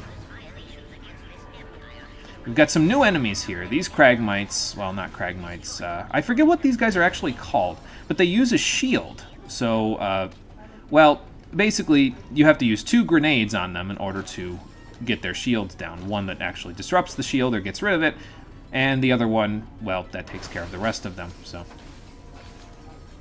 Ooh, more booty. Keep an eye out for these treasure chests, obviously, they're pretty good. We also got a new device there, Confuzzler gas pods. I guess I'll take a look at those, and I'll just completely interrupt what Tachyon is saying, because whatever he says, it's not a big deal to me. Let's stick it on our devices page, shall we? I don't know how many devices there are in the game. I think there's like 6 or 7, something like that. Actually, you know what I could do? Is I could put my gadgets on this page, and I could, like basically I could put the Gelinator here. I could put my Swing Shot, Hyper Shot, yeah. The same difference. No, you know what I'll do, actually? Here's what I'll do. Is I've got 3 pages to work with here. So I will put my gadgets here. Actually, let's put the Swing Shot there, and then the Gelinator can go there. So we'll go weapons on our first quick select. We'll go gadgets on our second one. That was the wrong button. And then we'll do devices on our third one. How about that? That seems like a fair and reasonable assumption. That's the wrong one. There we go. Nope. Definitely not it. There we go. Alright, so this page, we'll just remove these for now, and I'll just use the weapons here, and then we'll do the gadgets elsewhere. So, sound fair? I think it's fair.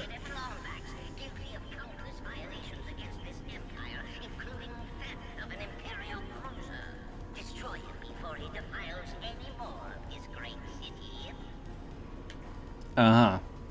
Alright, well, apparently he knows we're here, so that's fun. We got your Confuzzler gas here. Intoxicating, lethal, and entertaining. Interesting. Tell me more. Oh, apparently we've maxed out on devices. Okay. Is this going to be like in the 2016 remake where they keep telling me to buy a pixelizer? But Confuzzler gas will force enemies to fight each other instead of you, so that's not too bad. I might actually use this one pretty okay. Like a little bit more than never, because, I mean, that's pretty useful, getting enemies to fight each other instead of you. Mind control is a powerful tool. I think we used a mod on like one of the Omega mods in Deadlocked that let the enemies fight each other instead of us, but I don't remember. It's been a little while since I played Deadlocked, unfortunately. So I feel like something's gonna come, yeah, busting out of the wall here. Hello. That is a something. Okay, camera, work with me, camera. There we go. Guy can take some punishment, can't he? Well, apparently he gives out Raritanium too, so that's cool. Ooh. But we get a new weapon by going in here. Uses electrical current to neutralize shielded enemies. To perform a whip attack, press the fire button.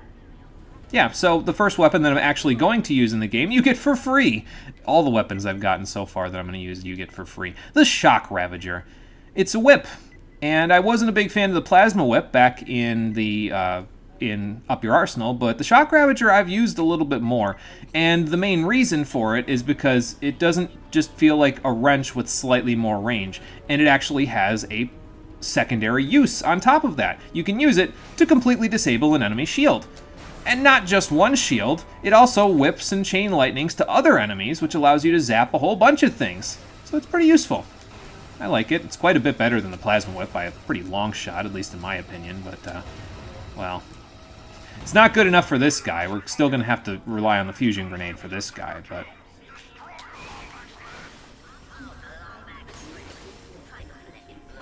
But yeah, Shock Ravager's pretty good. I like it.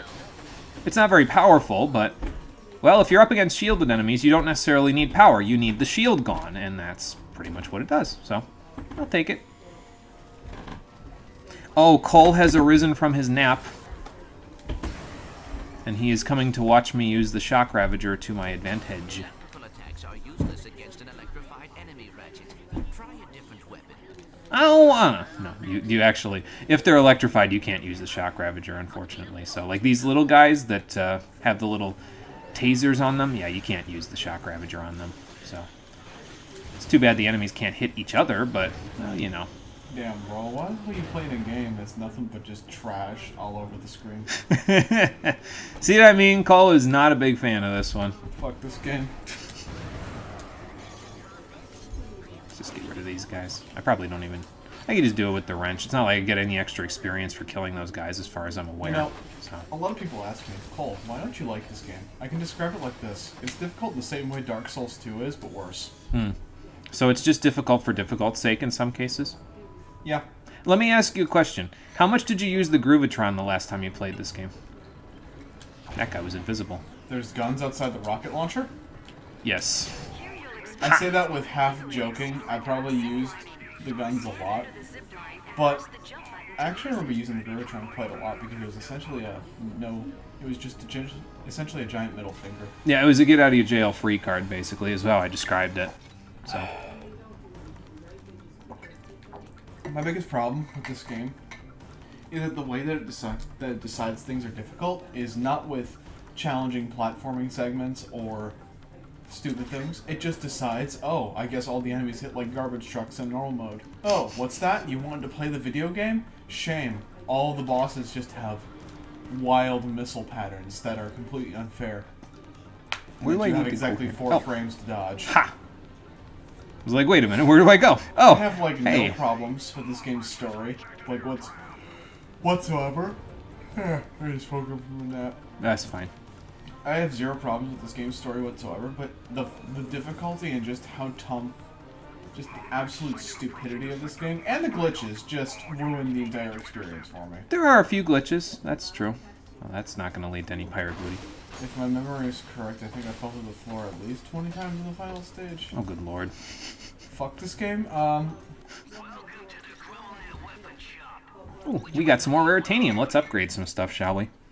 Let's see. What does the Shock Ravager do? Now, the Shock Ravager is actually interesting because it has both Bolt and Raritanium upgrades. So if you use it to defeat enemies that give Raritanium, I know they're usually pretty powerful, but it gives like 1, 2, 3, 4... There's 5 whole Bolt upgrades on this thing, and there's 3 Raritanium upgrades, which gives you quite a lot of extra stuff if you use it that way. So, I like ammo. Let's get ammo. That sounds like a good idea. And then we still have 300. This is 100, so I should probably start getting this because that's like really easy to unlock. Oh look, it gets to be a little more expensive as we go along. Yeah, and I'll do that too. Again, get used to him saying that. He says that every single time. Professor Dissertation hat on right now. Because he's already torn this game apart at the seams just from his own experience playing it. I am not the kind of person who likes to pat myself on the back occasionally, but when I was playing Back to the Future Trilogy, I recall playing Deadlocked and A Crack in Time very often, and I was actually pretty okay at those games. Mm-hmm. My issue with this game is that is that there's no difficulty slider. That's my first problem. So if something's fucked up, you just have to like deal with it. You just have to like bite down on a piece of leather and pray that you live.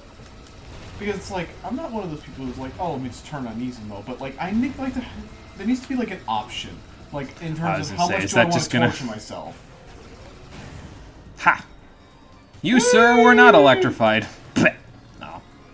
You gotta watch with the Shock Ravager, though. It actually propels you forward slightly. So if you use it, and don't use the Hyper Shot by accident, I know. There we go. Be nice if I had a lock-on mod. Yeah, that's the other problem. The fuck's a lock-on? Fuck this game. You're gonna be hearing me say "fuck this game" a lot this playthrough whenever I'm around.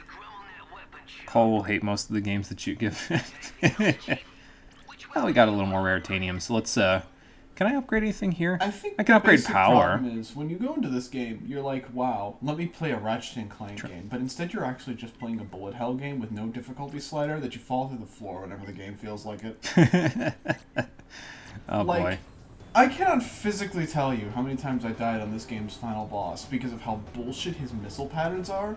I swear to God, half of them are undodgeable. Wow. That's something. Oh, hang on. There's some sideways ones here, so I should probably go is just sideways. Like, wow, nice. Or do that. Shame. Here, have bullets. I was trying to go sideways because it looked like there was side paths there, but apparently not. That's okay. Have fun with the game that tears you in half, and that's the only difficulty. I played Bloodborne. I get torn in half all the time with Bloodborne. Oh, there's little electrical fences. Okay, so maybe I can't quite get there just yet. Ooh, that was the power upgrade I just took. No, you know what that is? That's a different section of the map that I'm going to go to, isn't it? No, apparently not. Huh. Well, I don't know how you get in there. Oh, whatever. It's fine. I guess what I'm trying to say is when you boot this game up, I wanted to play a Ratchet & Clank game. I did not want to play a FromSoft game. I don't know, though. Up Your Arsenal gets pretty hard by the end as well, so... Maybe not as hard as this one, but... I think the thing about Up Your Arsenal is I don't remember you just being as weak as you are at the beginning of this game. At the beginning of this game, you feel like your armor is made of paper and every enemy just shot you with a howitzer. I mean, fair. I don't want it to fall off. Hold on. There we go. That, you know, Up Your Arsenal has a fucking lock-on feat. The salt's coming out already. Oh, boy. Fuck this game. Have you ever done the strategy RPG? No, I don't actually play too many strategy RPGs, if you can believe that. He's probably about as bad at them as I am. Don't you play Fire Emblem? Didn't you play Fire Emblem and you were kind of alright at it for the longest time? No, I'm actually awful at Fire Emblem. I can think of it. I'm one of those people. Well, I was one of those people when I was a kid, where when I would play Fire Emblem, if a unit that I liked died, I would just reset. Like I wouldn't. If you do that. I wouldn't take the unit with me. I would just reset and be like, nope, I can't deal with it. Let's see here. So I don't know if you can get into those places that were electrified over there a minute ago. Anybody who yells at somebody and says, "Haha, you reset when your favorite unit died in Fire Emblem," just stop being a little bitch forehead. Listen here, you motherfucker. There's this thing called 100% completion. Eat my entire just. I don't know, though. I think when we play a Fire Emblem for the stream, I think I actually am going to let the units die. That's if because they you're die. A masochist now. You had actual human kindness when you were a child. Oh, boy. I feel like right now, half the things people could be saying could be followed up with a sheesh. I mean, probably. I don't even know where you got that from. I heard it one day at locals. Oh, okay. V4 fusion grenade! I'm going to get shot. You know, I think I just remembered something. I don't remember liking this game's actual like arsenal of weapons. Like a Crack in Time's arsenal of weapons was perfect because it was just the right amount of functional and batshit. Mm-hmm. I don't remember liking this game's guns very much. Again, the thing that I like about Tools of Destruction's guns is that they function on 2 levels most of the time. Most of the time, not only do they have a power function in terms of being able to beat enemies, but they also have a secondary effect that they use that is useful against particular kinds of enemies. So, like, a weapon has almost like a triangle effect where they're super effective against certain types of enemies. For example, the Shock Ravager is pretty good against shielded enemies, and not necessarily that great against everything else. Now, there are some guns in the game that are just there for power, like the missile launcher, but, well, we don't have that. Busted. We don't Even have more that busted just yet. If we had a fucking lock. A lock-on feature, a lock-on mod, yeah. Who allows the Lombax through their sector will be tried as a conspirator and executed. Fun. I don't know what it is about this game. How do you think it feels compared to the other Ratchet & Clank games? Because I always thought it felt a little clunky. I don't know. It wasn't as buttery smooth. I don't remember too much. I don't honestly remember too much about this one from when I played it. I've only played it through once, so I will find out as we go here. More fusion grenade, nice. Yeah, we're even getting 4 fusion grenade ammo now from boxes, and that's one of the things about upgrading ammo on a weapon's Raritanium skill tree. You definitely want to upgrade ammo, not just because it gives you more ammo, but also because you get more ammo per ammo box from doing it. So it's a really nice upgrade to have, and I would definitely recommend using it. More pirate booty. Let's go get that. I think the other thing that I don't like about this game is that the encounters in this game later on get especially unfair. Oh, that's not the what I best way I wanted. can put it. Do you know how much damage have you been taking normally from enemies? About 3-4 damage in some cases. Okay, and that's from like one bullet, you know, like normal enemies, not like a rocket. Because I'd imagine you're actually, you know how to press the dodge button. Yeah. I mean, in The most thing about cases. this game later on is that surprisingly health upgrades, I feel like they don't come fast enough. Like, you'll run into encounters later on where it just turns into a holy shit, there's 30 enemies and I have like 30 health. Oh, that's not where I want to go. And the other thing about this game is that the checkpoint system fucking sucks. I'm just ripping this game a new asshole. This is like pent-up frustration that's been like, I have been waiting for an opportunity to rip this game a new asshole. Oh, that's how we do it, for Gelinator. months. I'm dumb. My apologies. I could have just grabbed that and saved us all time. I'm trying to figure out how to, like, get these swing shot things. I'm going to keep calling them hyper shots by accident, aren't I? I'm like trying to figure out how to get these swing shot things over here. No, just take the Gelinator and do this. Correct. But anyways. There we go. Pirate booty.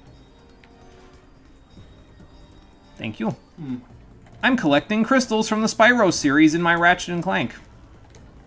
Did you throw the combustor in the garbage? Not You're yet. dead. Not yet. Yeah, I am dead, actually. Whee! Bye. But like I said, I don't like this game's checkpoint system at all, because it will plop you at the beginning of like a 3-wave encounter with a bunch of heavies, which burns through your ammo, and So then like you just this. get like stray shot. Yeah, this! So like this. Like, this is what you can expect for the rest of the game, brother dearest. This! Just, damn, I accidentally threw myself off a ledge. Game. Well, guess you just died. Not what I wanted. I don't want to use the hyper shot. Thank you. Threw Ow. myself off a ledge. I fucking hate this game. There we go. It's just a matter of a little aim. Plus, I can always just go back here and be like, hey, can you guys refill my nanotech real quick? Once again, lock-on feature. Let's see. Do we want to upgrade the Shock Ravager more? You know what? I actually want AoE on the Fusion Grenade, I think. I think I'd rather have that to max that out. There we go. Man, you are really powering this thing up. Well, I'm going to use it for the rest of the game, so... I mean, it's the best weapon in the game. I don't know if it's the best, but the knockdown It's effect that it has is really nice, so... We don't have enough for Put that. this game's entire arsenal in front of me, and I can tell you exactly which guns are good and which ones you should immediately throw in a garbage bin. Yeah, I haven't really been looking into buying any of these, to be honest. I mean, the Tornado Launcher is powerful, but 6-axis. Predator Launcher, it uses too much ammo, and it always runs out when you need it. And the Plasma Beasts, I don't really... The Plasma Beasts are actually pretty fucking good. Are they? At least from what I remember. I wasn't planning on using them, but I mean, maybe I'll give them a shot one of these times. So, I forget which 8 They're weapons I trap was... enemies, so they're good for the arenas, and they're also good for Okay. covering your ass, because this game loves ambushes. Like that. Essentially, if you... Have, I probably if you're, shouldn't like, be trying to use a whip against these guys, should I? Alright, grenade. Combustor, go back. Combustor, get out of the garbage can for 5 seconds. Alright, now I can use probably the fusion grenade, so... Assuming you can hit the thing. Well, with the AoE, yeah, I can hit the thing.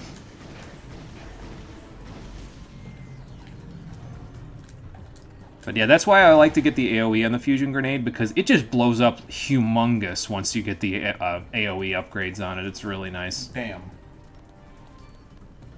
Welcome back, Conker. I died a little bit ahead, so I had to go back, but that's okay. Another news I'm mad on the subject of this series. Why is that? So I recently watched a playthrough of the new one, Rift. Rift Apart, yeah. Rift Apart. Looks really fucking good. Yeah. I heard that it's actually a part of the Future series. It is, which Yeah. is why I'm pissed that I can't play it! Because Cole knows a lot more about the Future series than I do. He was, Into the Nexus was too short, but it was actually pretty fucking alright. yeah.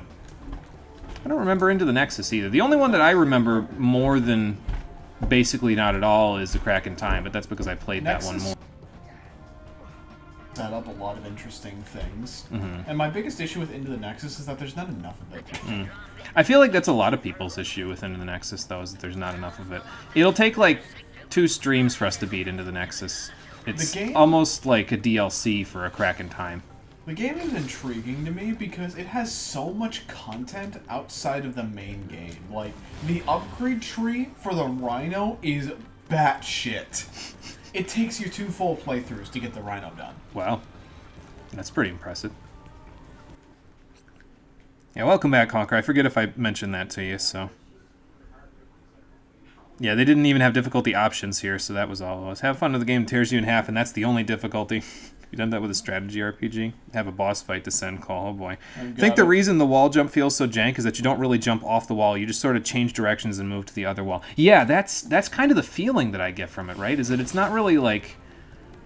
It doesn't feel like you stick to it, you know what I mean? Like, it doesn't feel like how... In the original, when you wall jump, you stick to the wall a little, and then you jump off of it. And granted, it's not exactly super in-depth or super, like...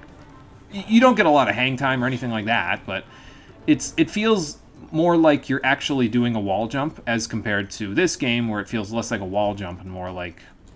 Jank. Not a wall jump. I don't know how better to describe it, to be honest. Well, we got a checkpoint. I died 2 seconds beforehand, so...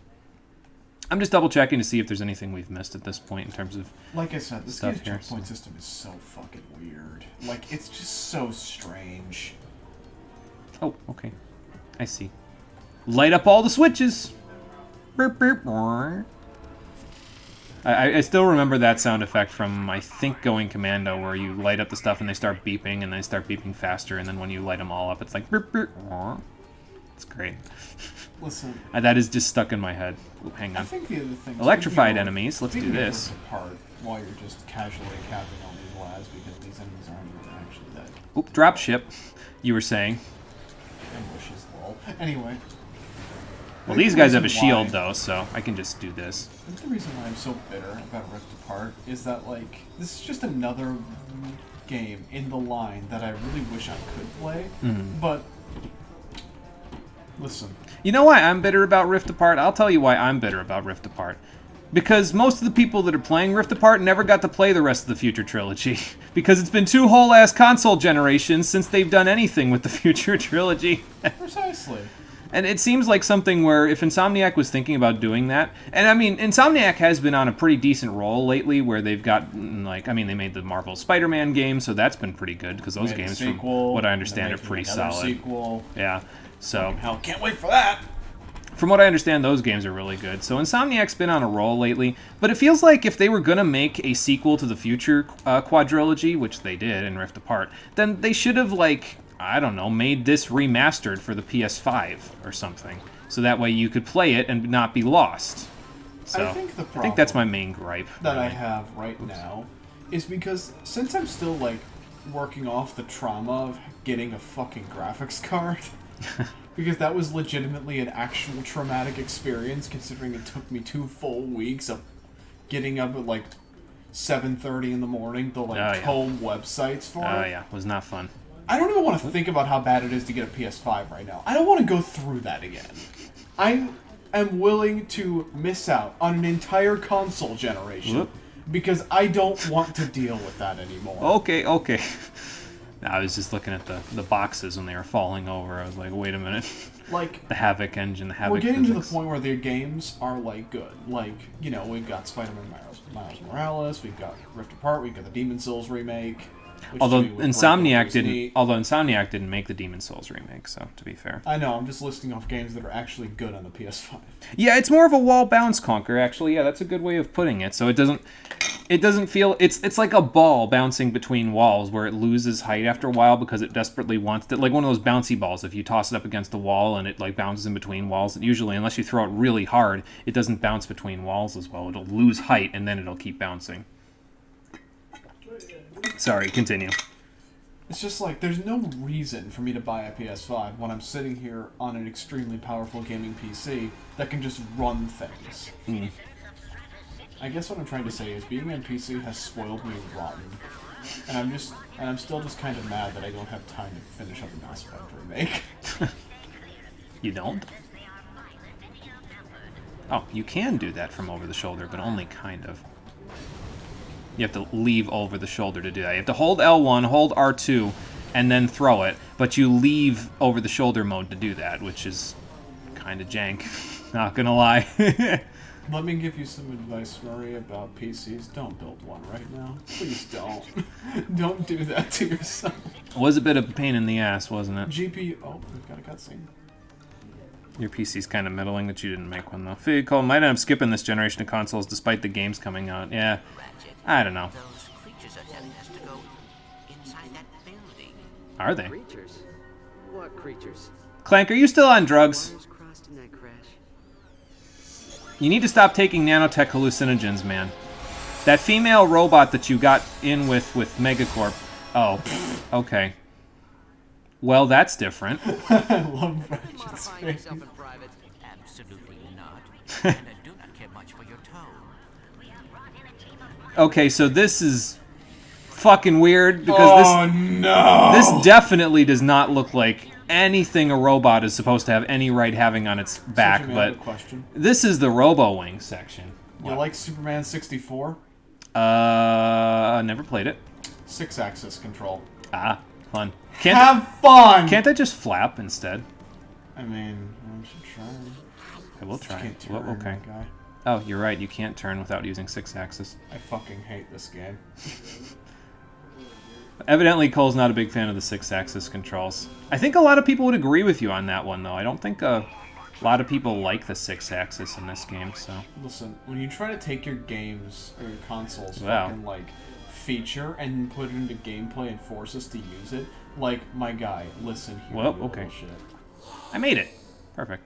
Listen here, you little shits. I don't want to use your stupid 6-axis control. Let me use a fucking control stick. There is 2 on this controller!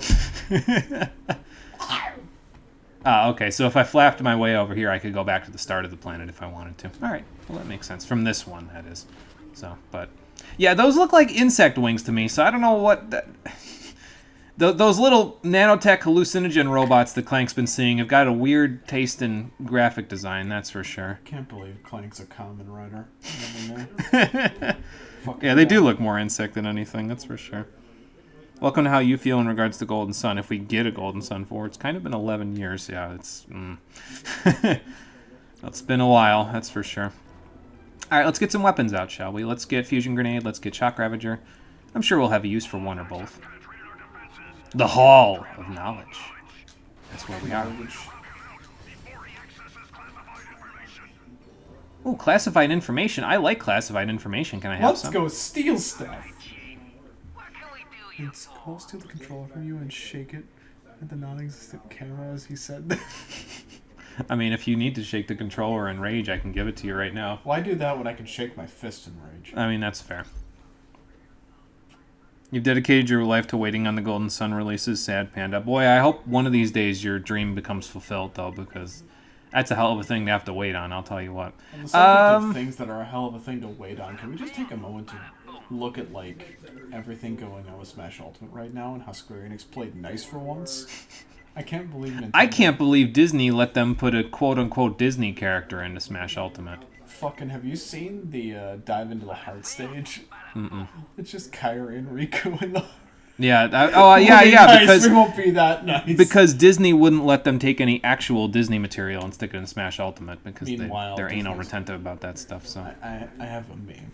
Ooh, okay, so I actually unlocked these. I wasn't even thinking about it, but I unlocked the exclusive upgrade for the Shock Ravager. So each of these, like I said, has a question mark on it, and when you unlock all of the adjacent nodes to the question mark node, you get access to a fancy one, and in this case, it's a voltage multiplier, which increases this weapon's electrical shockwave, and that makes it very good for wide-range AoE against lightly armored and shielded enemies. Very nice, and I will definitely make use of it. But really, I just wanted the more ammo at this point so that I can have a lot there. You just reminded me of something. It's just this. It costs $400,000 to have the Mickey Mouse keychain on screen for 12 seconds. For 12 seconds. I don't exactly know how to do Heavy's voice, but there you go. That was my best bet. It costs $400,000 to have Mickey Mouse keychain on screen for 4 seconds. Good times! Yeah, I'm a little surprised as well. I mean, to be fair, we, and by we I mean like the internet community since about 2006, have been asking for that for like 15 fucking years, so it's about time it finally paid off. I got you. Give me a minute. We didn't want to post it on the server yet because that's part of my meme vault. Would have preferred someone else to be the last fighter, but you're not going to complain like certain people in the community. I don't know. I mean, it's, you know, whatever Sakurai wants to put in the game, it's fine. I actually I looked at Sora's moveset a little bit, and I kind of dig it, but that's because the character that I play the most in Smash Ultimate is Shulk, and he kind of reminds me a lot of Shulk in terms of the way that he plays a little bit. I mean, obviously he doesn't have the Monado arts, but other than that, he reminds me a lot Monado of arts, that. as we know. Yeah. Also, I just think it's really funny about whenever, like, the community starts bitching because Sakurai added another swordie. They're bitching about a keychain being a keyblade being a sword, though? Like, really? To be fair, they were bitching about, like, a lot of the new characters, because at this point they're all like, ooh, just a swordie? I'm like, fuck your chicken strips. Go back in your hole. Some people just can't be happy about anything. I don't know. That's because they're all still salty Hold about on. That's because they're all still salty about the Mii costume fiasco. What fiasco is this? And just the fact that they've been adding in characters that they want I to am smash damaging to him. fucking, Evidently he doesn't as like Mii it too much, costumes. though. I hate how they snap like that sometimes. Like, look at that shit. It seems weird. Like, it seems like he shouldn't be snapping, like, because he usually just fires around you, but then he'll suddenly just be like, Hoo! Straight to you. I'm gonna go back and, I can't check my health naturally right now. Alright, I'm gonna go back and get some nanotech, though. Honestly, like, my favorite DLC character so far just has to be Steve. Just because Steve conceptually makes me laugh. Steve is definitely a very interesting character, that's for sure. His gameplay is something else. So, I mean, I don't play enough Smash Ultimate to really know one way or the other. But I vividly recall having a heart attack when Sephiroth got added, because his trailer was so, like, out of nowhere, holy shit. He just showed up and started reenacting Advent Children. That was like, wait, fuck, I thought I was safe. Daddy Sakurai, I was safe in Smash Bros. Why you do this? Oh. Steve was one you didn't expect, but it is pretty funny. Yeah, I mean, it's pretty cool. I like it. I like the idea. Conceptually, I like the conceptual idea of his gameplay. So, again, I don't play enough Smash Ultimate to really know in one way or the other. We should play like just a full stream of us beating the shit out of each other in stupid match types in Ultimate. Like an interim stream. Oh boy. Don't play Smash anymore, so you don't really care who gets in or not anymore. Yeah, I'm kind of just like, whatever Sakurai wants to stick in the game up, it's fine. Hell yeah. So, it doesn't bug me. I'm just glad Sakurai finally gets to move off and do a different project in Smash Ultimate. He can finally go make another Kirby game, which I think he's been wanting to do for a while.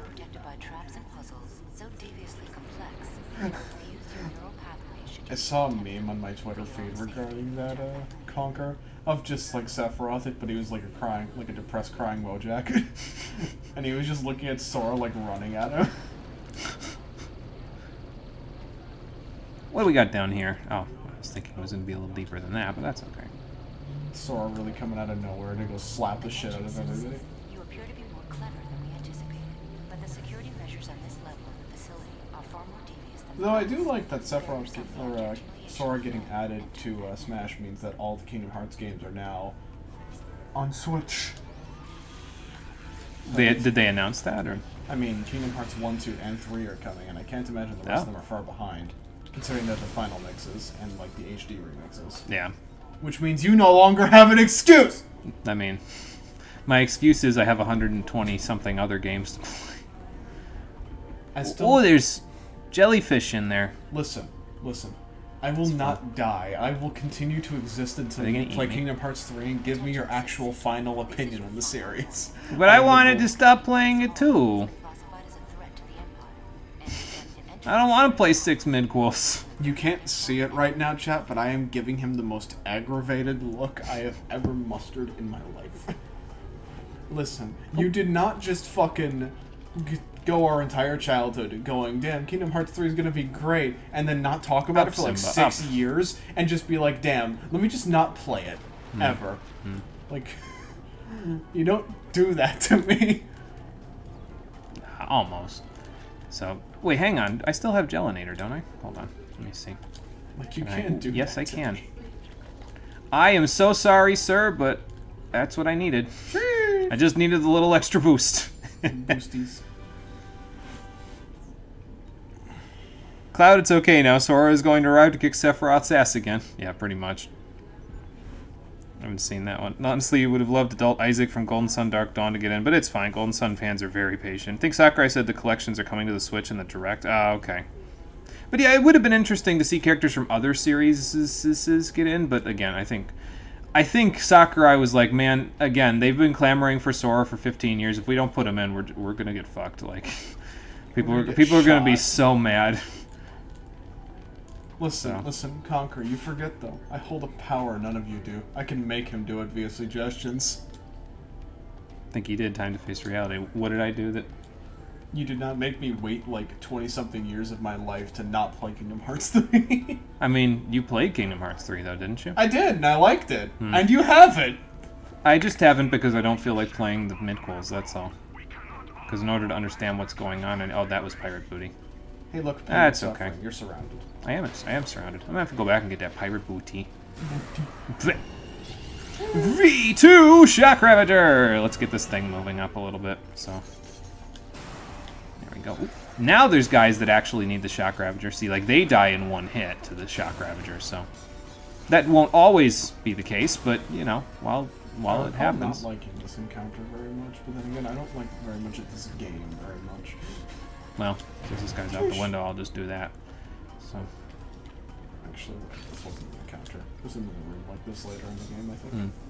Well, I missed some Raritanium, unfortunately, ladies and gentlemen. We'll go back and get it later. Maybe I'll do it on screen, even. I don't know. Maybe I'll go back after this to get it. Cutscene? Yeah, Sora's playable outside of Super Smash Flash now. Oh, yeah. Great. God, I haven't heard about Super Smash Flash in forever. Clank? Any thoughts, buddy? Interesting. Why? Well, according to the database, it is a Lombax planet. Oh, okay. There appear to be some audio glitches as well, by the way, so that's, But Ratchet, the database also says... There's no time. Come on. Boy, that's awfully inconvenient. Whee! Gee, I wonder what horrors await. Maybe what we'll do is we'll go to Fastoon and we'll take care of business there. And then once we're done there, we'll come back to... What was that? Korstog, I think was the name of the planet? Well, you gotta get your ship back first, my guy. Yeah, if this ship isn't just a one-way trip, yeah. But the database also says all the Lombaxes are mutated. I don't know. Actually, it probably says that they're all dead. Oh.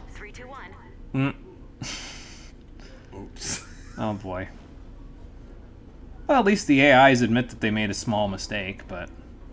Boy, this place looks almost as bad as Ore Coliseum. Keck. What do we got here? Got any new weapons? What do we got here? Nope, no new weapons. That's fine. I'll make do with what I've got. Cole was saying the Plasma Beast might be pretty good because they're basically traps. I've got another weapon that I personally prefer as a trap later on in the game. Bellius, thank you for gifting a sub to Conquer. Appreciate that.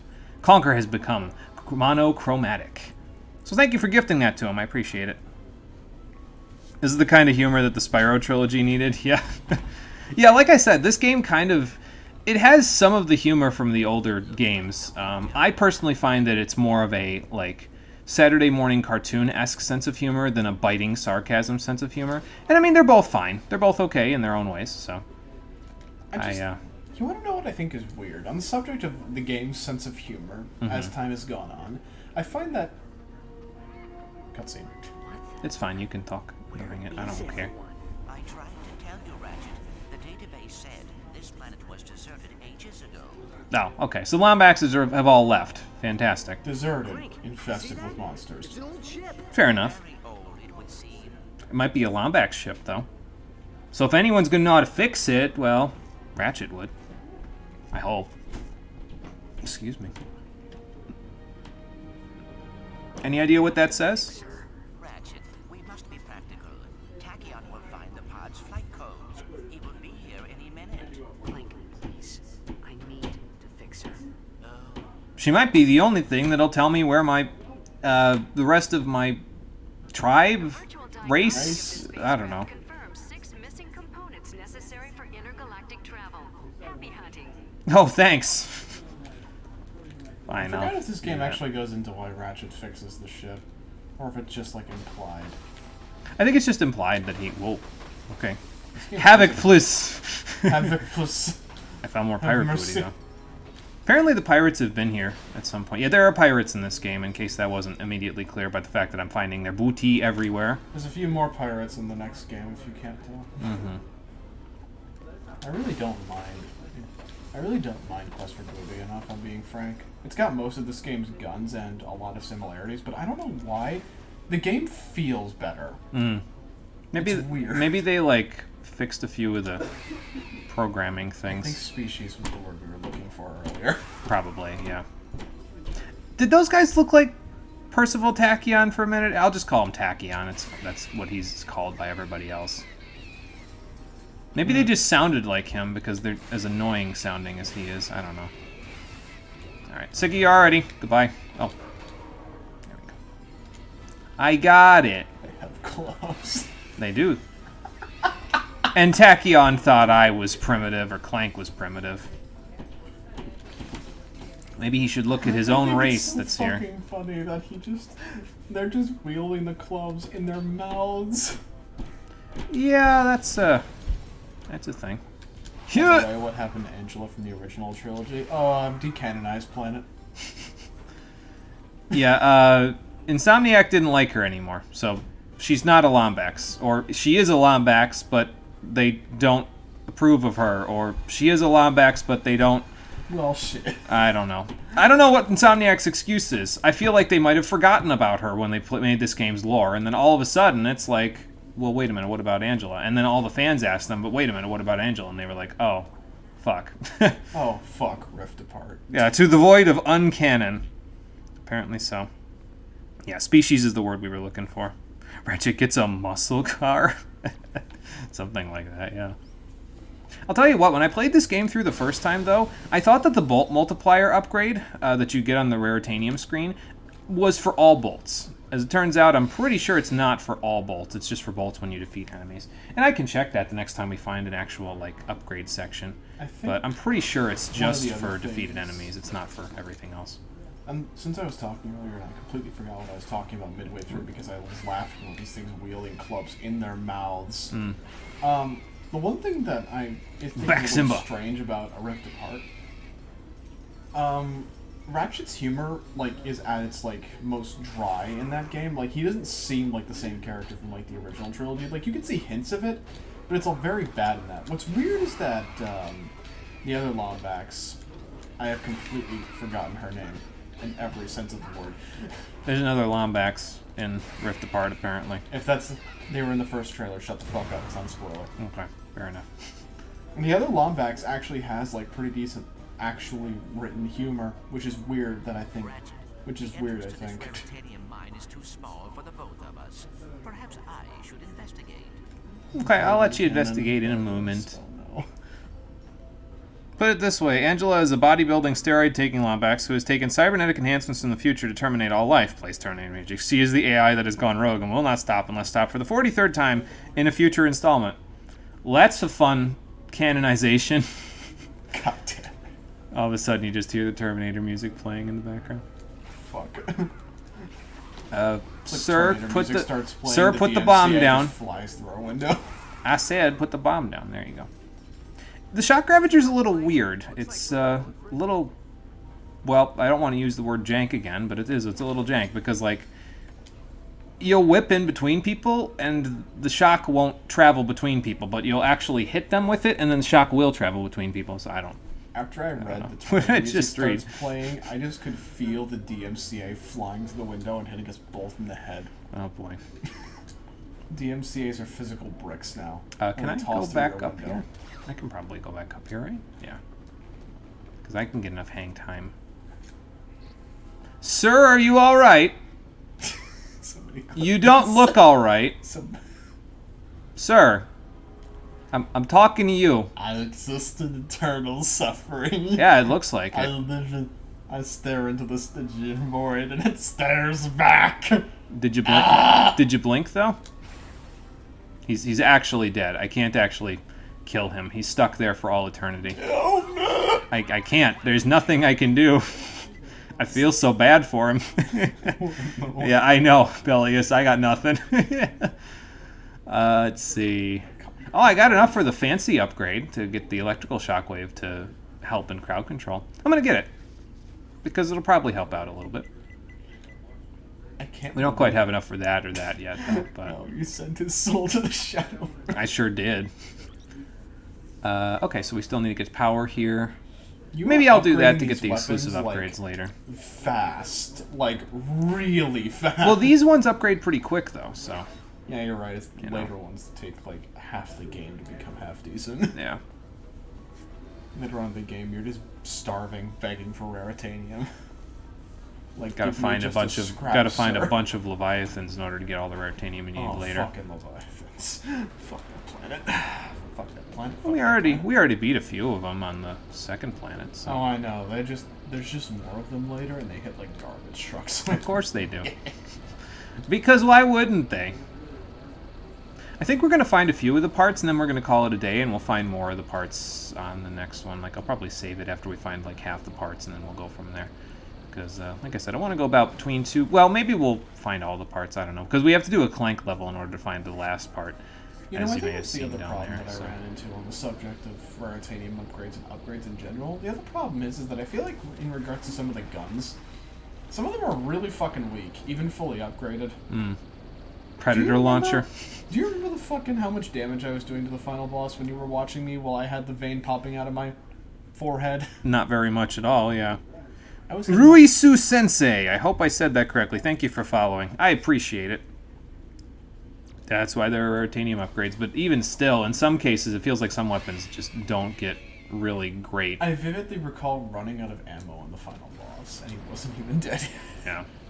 I think, in my case, though, I'm a little more prepared for it because it was kind of similar in Up Your Arsenal, because if you may remember from my Up Your Arsenal playthrough a little while ago, we didn't use all of the weapons, and the reason why, I said, was because of the fact that a decent chunk of the weapons just weren't as good as the ones that I was using. In a lot of cases, the ones I used were just a lot more OP. So I just used those instead, and it worked out pretty good for us. So maybe here, if I use weapons... I mean, I don't have as much experience with the weapons in this game, so we'll see if it works out okay for me, but... Well, I've only gotten... The only weapons that I've gotten so far in the game that I'm actually using have been free, so... Yeah. I think the other... Ooh, that's a lot of Raritanium. I feel like you're gonna, like... Oh, hang on. Fusion grenade. There we go. I feel like you're gonna get to the final boss and you're gonna run his fade so hard. I don't know about like, that. Clap him in like 3 minutes. I don't know about that. I feel like the final boss will still be pretty difficult, but... Fucking missiles. I will use the missile launcher as one of the guns that we use, though. I've got... The fusion grenade is one of the more powerful weapons that we're going to be using in the game, along with the missile launcher. And there's one other weapon that functions effectively like a sniper rifle that is a little bit stronger as well, so...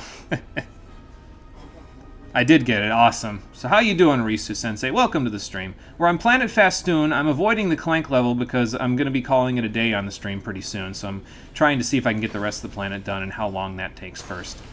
And then we'll I think the other we'll thing go that I from there. don't like about this game's final boss is that it's like a 4-year-old in the playground that's just making up new rules as it goes. I'm not even fucking kidding.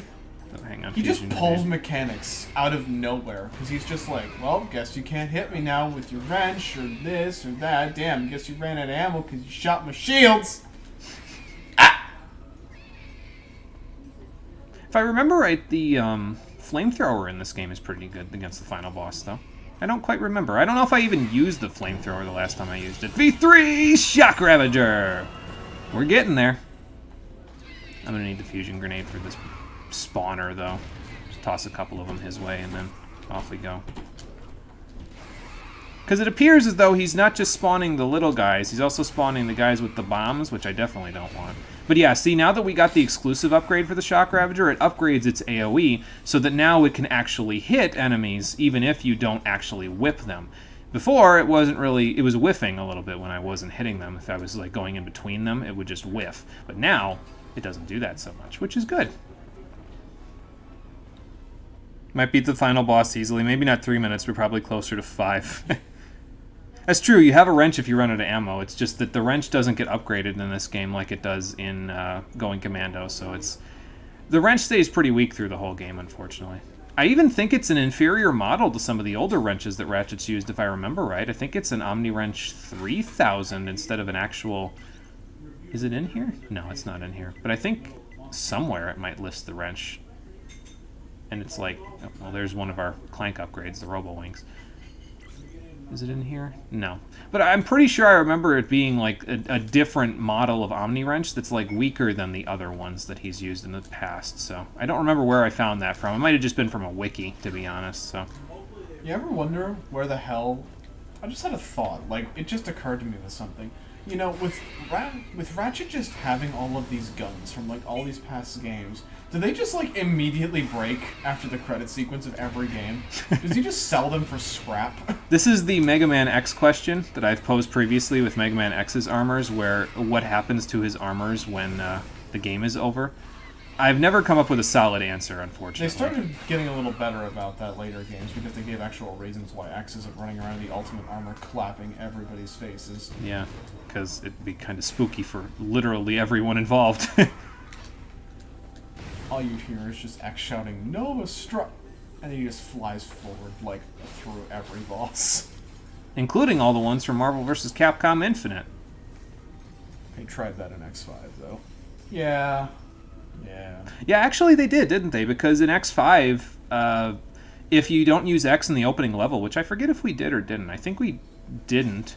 And X actually does get clapped at the opening of X5 if you don't use him. He loses the armor, even, because of Sigma's attack at the beginning of it. So. I still just find it amusing that, like, a single attack by Sigma just destroys one of the most powerful armors in his arsenal, and then X can just beat the shit out of Sigma later in the game with no armor whatsoever, with fucking Pea-Shooter. Yep. Yep. Listen, if you're gonna depower a protagonist, you've got to do it over the course of the first level. Have progressively more and more ridiculous things happen to have them be damaged. Like, take away, like, my double jump, then, like, the big cannon, then the Nova Strike, then the cannon. At that point, you're just better off going in without anything. Don't just be like, yo, Sigma's strong as shit, but you can also beat the shit out of him with lemons. And nothing but lemons. Which I think is... Well, actually, we used armor in X5. I don't remember which armor we used against the final boss, but we definitely used some, so... Quark stole all of Ratchet's equipment and then sold it. Realized he couldn't figure out how to use any of it and then sold it all. I mean, that actually could be plausible, Conker. I feel like Ratchet just, like, sells all of his equipment between games just to make a few bucks to continue his lifeless... Received an interstellar holobite from... Stefan Warkanopoulos. Oh my god. Oh no. We said his name and he approached. It's like we summoned him from the ether. But yeah, see how the AoE is now on the Shock Ravager now that we upgraded it with the Raritanium upgrade? Much nicer. Ratchet, how about you? Why don't you throw it right there, friend? There you go. No, I was gonna say if you miss again, I'm gonna die laughing. Yeah, well, I've figured out how to properly aim this thing now in over-the-shoulder mode, so I just have to use Clank to do it. Damn. If only the aiming in this game wasn't actually trash tier. This is gonna be Actually, I was kind of hoping that in over-the-shoulder mode you wouldn't just like exit over-the-shoulder mode to aim the weapon, but I mean, whatever. There's our fourth component. We'll do the Clank level because I mean, we're gonna get the fifth one. It's up there, at the top of that thing, I think, or it's over there. It's just more cinematic. But we have to get there. Last, so you can just drop down. Yeah. And then you're right on top of it. But we'll go do the Clank level. I was thinking about saving it for the next stream, but we'll go do it.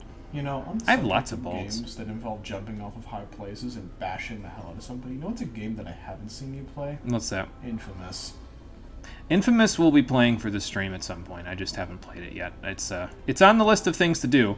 Infamous is one of those games I wish I had on PC because I just occasionally get the hankering to just boot it up and like slap people with lightning. It's damn PS3 exclusive. Yeah, I'd say too bad it's PS3 exclusive, unfortunately. Can I just say I hate exclusives with a violent, burning passion? Oh, I should have jackpot created that. Oh well. Let's grab this first, then we'll get the jackpot crate. Because that would have increased my Raritanium as well if I had hit the jackpot crate for that. But let's grab this now. We'll go over here. And that's a good chunk of everything that we can use to do that. Very nice. Whoops. Oh my god. There we go. Now I'm turned in the correct direction. More bolts! Damn. Well, that'll work okay for us. Alright, one more part to go to fix the ship. Let's send Clank into the Raritanium mine and see how long that takes to do. And then after that, we'll fix it and we'll call it a day. DLCs of all time is Infamous 2's DLC. Festival of Blood.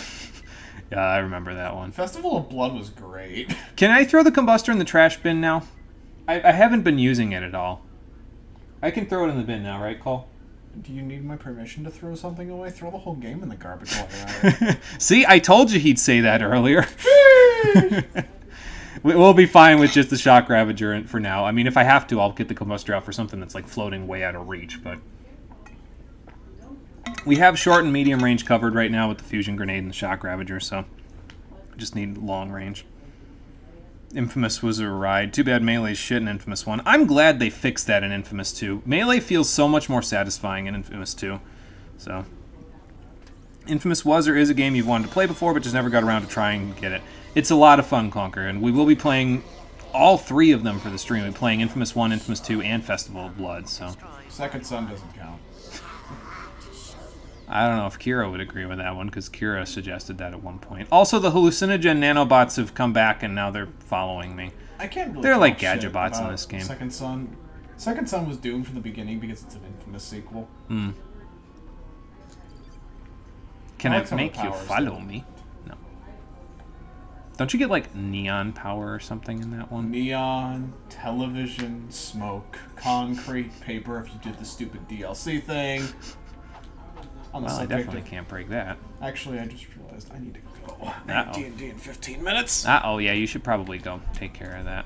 Alright, enjoy not listening to me shit talk this game. Okay, bye, Cole. Why? There we go. Now I got them. You just have to get them from a certain spot. So, can I make them wait? Levitation. Well, we're not going to worry about that just yet. But yeah, you can control these guys just like Gadgetbots in the other Ratchet & Clank games, so it's pretty similar. You tried to 100% 1 and 2. You did it in 2, but not in 1. 1 just started taking so long to play. I don't know how much of each of them we're going to do. I do remember getting all of the Blast Core things, or Blast Shards. I forget what they're called in Infamous 2, but not in 1, I don't think. So, we'll see. I did indeed call it. Who knew that giving an extension of your damn arms would fix Melee so easily? I also like it because there's this nice little Sly Cooper reference in there. When you, there's a little... We had the one DLC for it, and I can probably still re-download it, where you can switch out the little amplifier that Cole has in that one for Sly Cooper's cane, which I always thought was a cool little in-joke. Friend told you the games were really fun, so you were interested, but just couldn't get any. Yeah, I get that. It's tough, you know, because it's one of those things where you have to have played them at the time. Okay, so apparently the hallucinogen nanobots that Clank has allow him to slow time now? So that's fun. Oh, I see what you're supposed to do here. Okay. But yeah, Clank has bullet time mechanics in this one. So that's good. But yeah, so basically that over there will close if I don't slow time so that I can get there faster.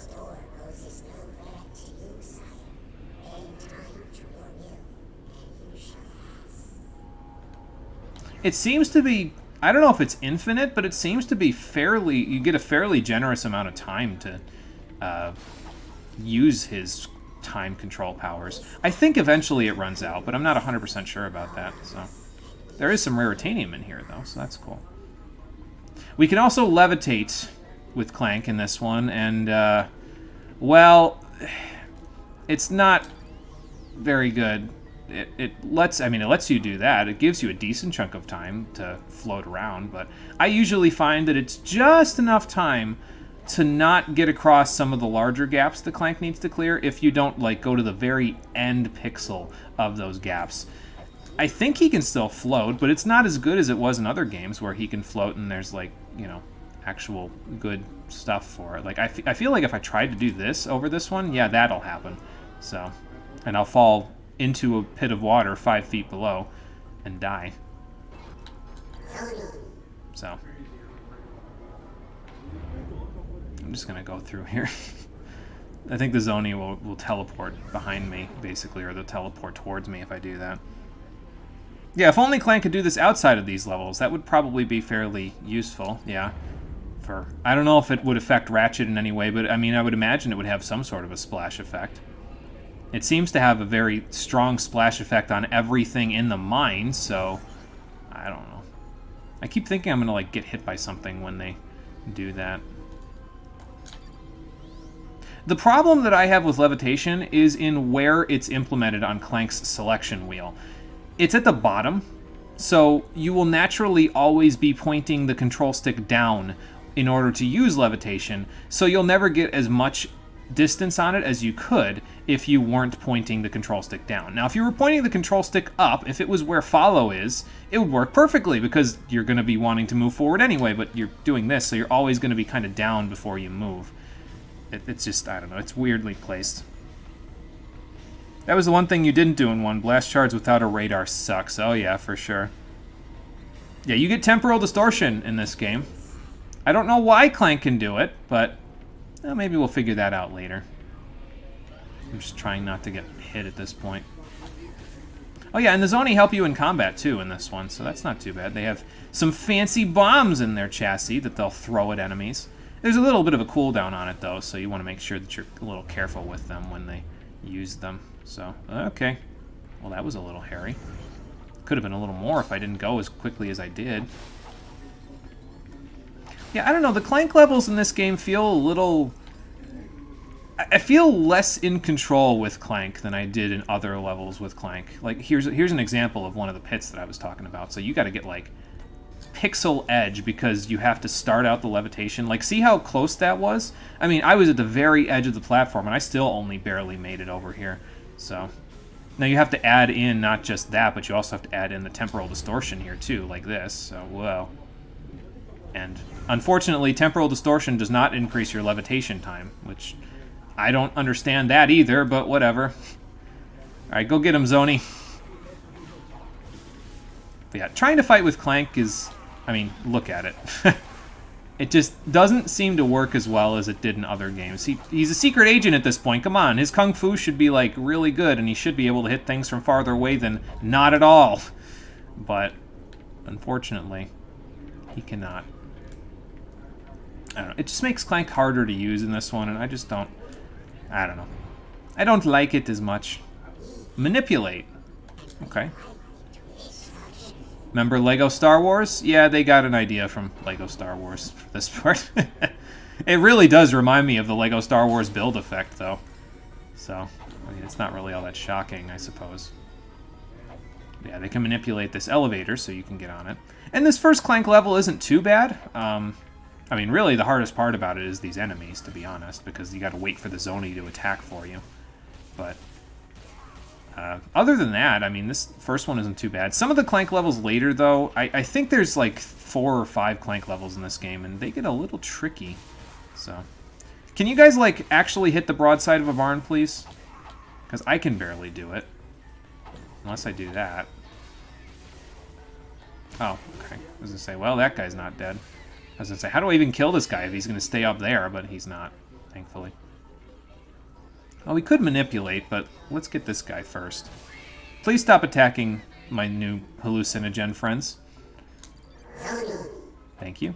Also, I apologize if their sound effect is obnoxiously loud, because it's obnoxiously loud on my screen. So if it's really loud in your ear compared to everything else, I'm sorry. I think it's a sound effect, but it's louder than everything else, so every other sound effect, that is.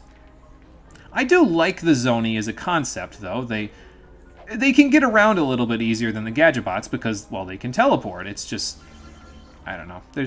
It's like I said before, there's a little bit of jank that you have to deal with by playing this game, so. Yeah, Lego Star Wars was fun. I like Lego Star Wars quite a bit. I've always wanted to go back and play those games at some point for the stream, and maybe I will, so. I'm telling you, man, it's got to be the drugs that he took before he got knocked out in the beginning of the game. Yeah, probably. I don't know what the hell he was smoking or doing before he started helping Ratchet with that thing, but maybe the reason why he was so annoyed by Ratchet at the beginning of the game is because he was like stoned off his ass or something. You always feel insulted when people say you should like Star Wars because you love Final Fantasy XII. You're actually not much of a fan of Star Wars and don't like it much anymore. I feel like that's not really a... It's kind of a strange comparison to me. Like, I know a lot of people are like, well, you know, Final Fantasy XII is a lot like Star Wars. And it's like, yeah, I mean, I get that, but it's not word for word Star Wars. You know what I mean? Like, it's got its own thing. I feel like I should take my time here, but I'm not sure if the temporal distortion goes away if I take my time, so. Can I, like... Okay, I can do that. Cool. Wait for it. Just about to the edge, and then go. Oh, this is not going to go well. Ow. Run. Just go through the spikes, Clank. It doesn't matter. You know, thinking about it, though, I could probably use the temporal distortion in battle. That would probably work a little better for fighting these guys, because, I mean, like, look at this. Way easier to use the combat that way. And then I can let the Zoni just do the rest of the work for me. I don't know why. I never really thought about that my first playthrough, using the time distortion. Huh. Well, it's a thought. Hopefully I remember to do it later. We're not getting a whole lot of Raritanium from in the mines here, because most of these are small clusters, but that's okay. Why don't you fellas manipulate this thing? Whatever it's supposed to do. Yes, fix, please. Oh, I see. Okay, so it'll give me another button to press. I don't think I need to use temporal distortion to do this part, but I'm gonna do it anyway. Because why not? I mean, it's time control. It's bullet time. I'm playing Mad Max. Not Mad Max. That's not right. Max Payne. That's what I'm looking for. And we open the door. Fantastic. Yes, I'm playing Mad Max. That makes perfect sense. Can I levitate up there? Yes, I sure can. Not that there's anything up here. I'd have put a gold bolt up here if I was a developer, but hey, what do I know? The warping sound is killing your soul. Yeah, I'm sorry about that. It's it's pretty loud. The Zoni are pretty loud, all things considered, but I don't know. I gotta see how loud everything is. The sound balance, really. Well, who's they? Oh, okay. Yeah, this is not exactly... Clank's not exactly having a good time here. I'll tell you what, with all of this. You now have all the parts necessary to restore your ship to working order. Thanks for using Gadgetron's virtual diagnostic service. Your account will be billed within 3 working days. Wait, what? Apparently, we're going to have a bill for that. Hopefully, Captain Quark can crunch some numbers or something, pull some strings, and somebody else can pay for that, because, I mean, I got the bolts for it, but I'd rather use those bolts to blow stuff up. But we have all 6 of the parts, and Clank is on an acid trip this entire game. It's just every everything that involves Clank in this game is basically an acid trip for him. So that'll be fun. Anyway, the ship is going to be back in working order in a minute, so let's go take a look. Let's see, this is V3, and we're getting there. This is V4, and it's a little bit lower on V4. But a few of the enemies have respawned, so I guess we'll get a little extra experience while we're here. But yeah, see how far the AoE is on this thing, even when I didn't hit that guy just there? It course-corrected for me, basically. It said, hey, you hit in the middle of the guys, but it still zaps around them to all of the people that you're fighting. So, it's pretty nice. We have a ton of Raritanium, so I think if I can, before repairing my ship, I'm going to go upgrade my weapons a little more, and then I think we'll go back to Corse Dog, and I'll see if I can grab the Raritanium that I missed in the level. Let's max out, and we'll upgrade these guys. We should have enough to upgrade these most of the way now, if not all the way. Let's see. Concussion detonators. So now, apparently the fusion grenades are missiles. So this is the upgrade I was talking about for the knockdown effect. Basically, they will detonate as a concussive blast now. So even if the enemies don't get knocked out or completely killed by the actual fusion grenades, it will knock them over, which will make them drop their shields, among other things. And it can also set up for other guns that are more powerful, but maybe a little bit slower to use. So, excuse me, fusion grenade is a pretty nice little handy weapon to have. I mean, it's a glove, so of course it's handy, but you know what I mean. But it's a pretty solid weapon, and I'm going to be trying to use it for basically the whole game. And it's fully upgraded on Raritanium now, so that's rather neat. Let's see what we can do with the Shock Ravager now.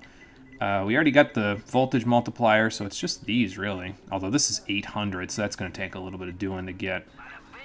I'll just do those for now, and then in a little bit we'll get the more damage, and that'll be good.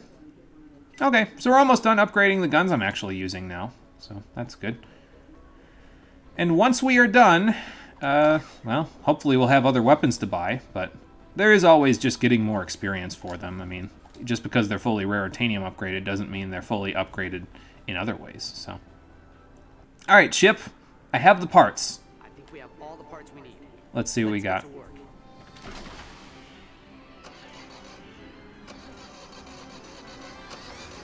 Clank, you look like you need some sleep, brother. Really is a convertible. Oh. It's a talking Corvette. Hi.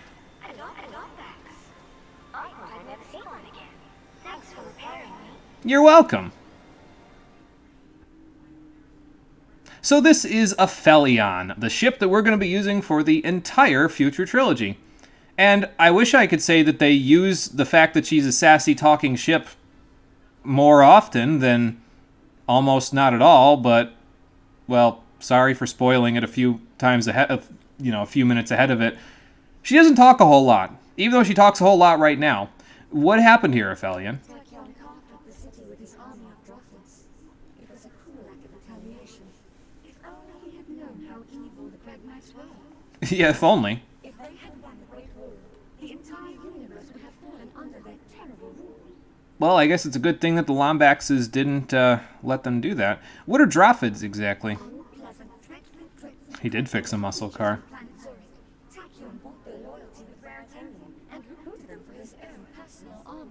Well, considering how useful Raritanium is in this universe, yeah, I could see how people would want that. Why would Tachyon attack the Lombaxes? All his ships, his enforcers, even the nanotech combat armor he gave the Drothans, are all made using stolen Lombax technology. Well, I guess it's only fair that we take it back then. Where are the Lombaxes now, Aphelion? I am sorry. My memory bank seemed to have been damaged in the crash. The last thing I remember was Lingran's suppressive fire over the court of Azeroth. Is that on this planet or somewhere else? You know what, we'll figure that out later.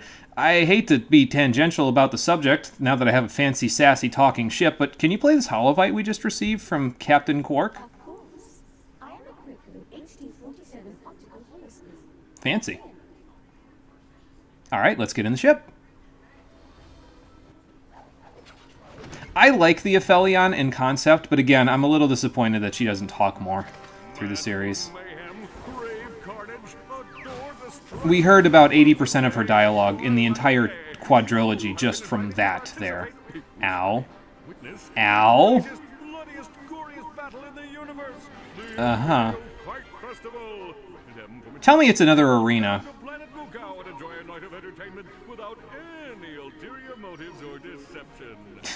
Sure. Alright, what is Captain Quark up to this time? That sounded like Captain Quark. It was. It's probably a trap. Of course. But it's our only lead. Let's go see what he's gotten himself into. Alright, fair enough. So we could go to Planet Mukau so we can check out what Captain Quark's doing, but I think I'm going to go back to Kortog before we go to Mukau, and I'm going to go and get that Raritanium from that pirate booty that we missed. Unfortunately, it's all the way back through the whole level in a place that we've practically... I mean, there's basically no reason for me to rerun the level on screen, right? So I'm just going to go here. I don't know if I'm going to get all the gold bolts because apparently there's just one hanging out somewhere. Probably over by the pirate booty that I missed. So I'll go grab it, and then I think I'll meet you at the start of Stratus City for the next episode of Ratchet & Clank Future Tools of Destruction, the Stream Edition, which I'm probably just going to shorten to Tools of Destruction, the Stream Edition from here on out, because that's a mouthful, which will be happening tomorrow at 4:30 p.m. Eastern Daylight Time, where we'll continue with this game at the start of the series. Yeah, I know, it is a big waste, in my opinion. They're loading the planet right now, that's why we're seeing this flyover.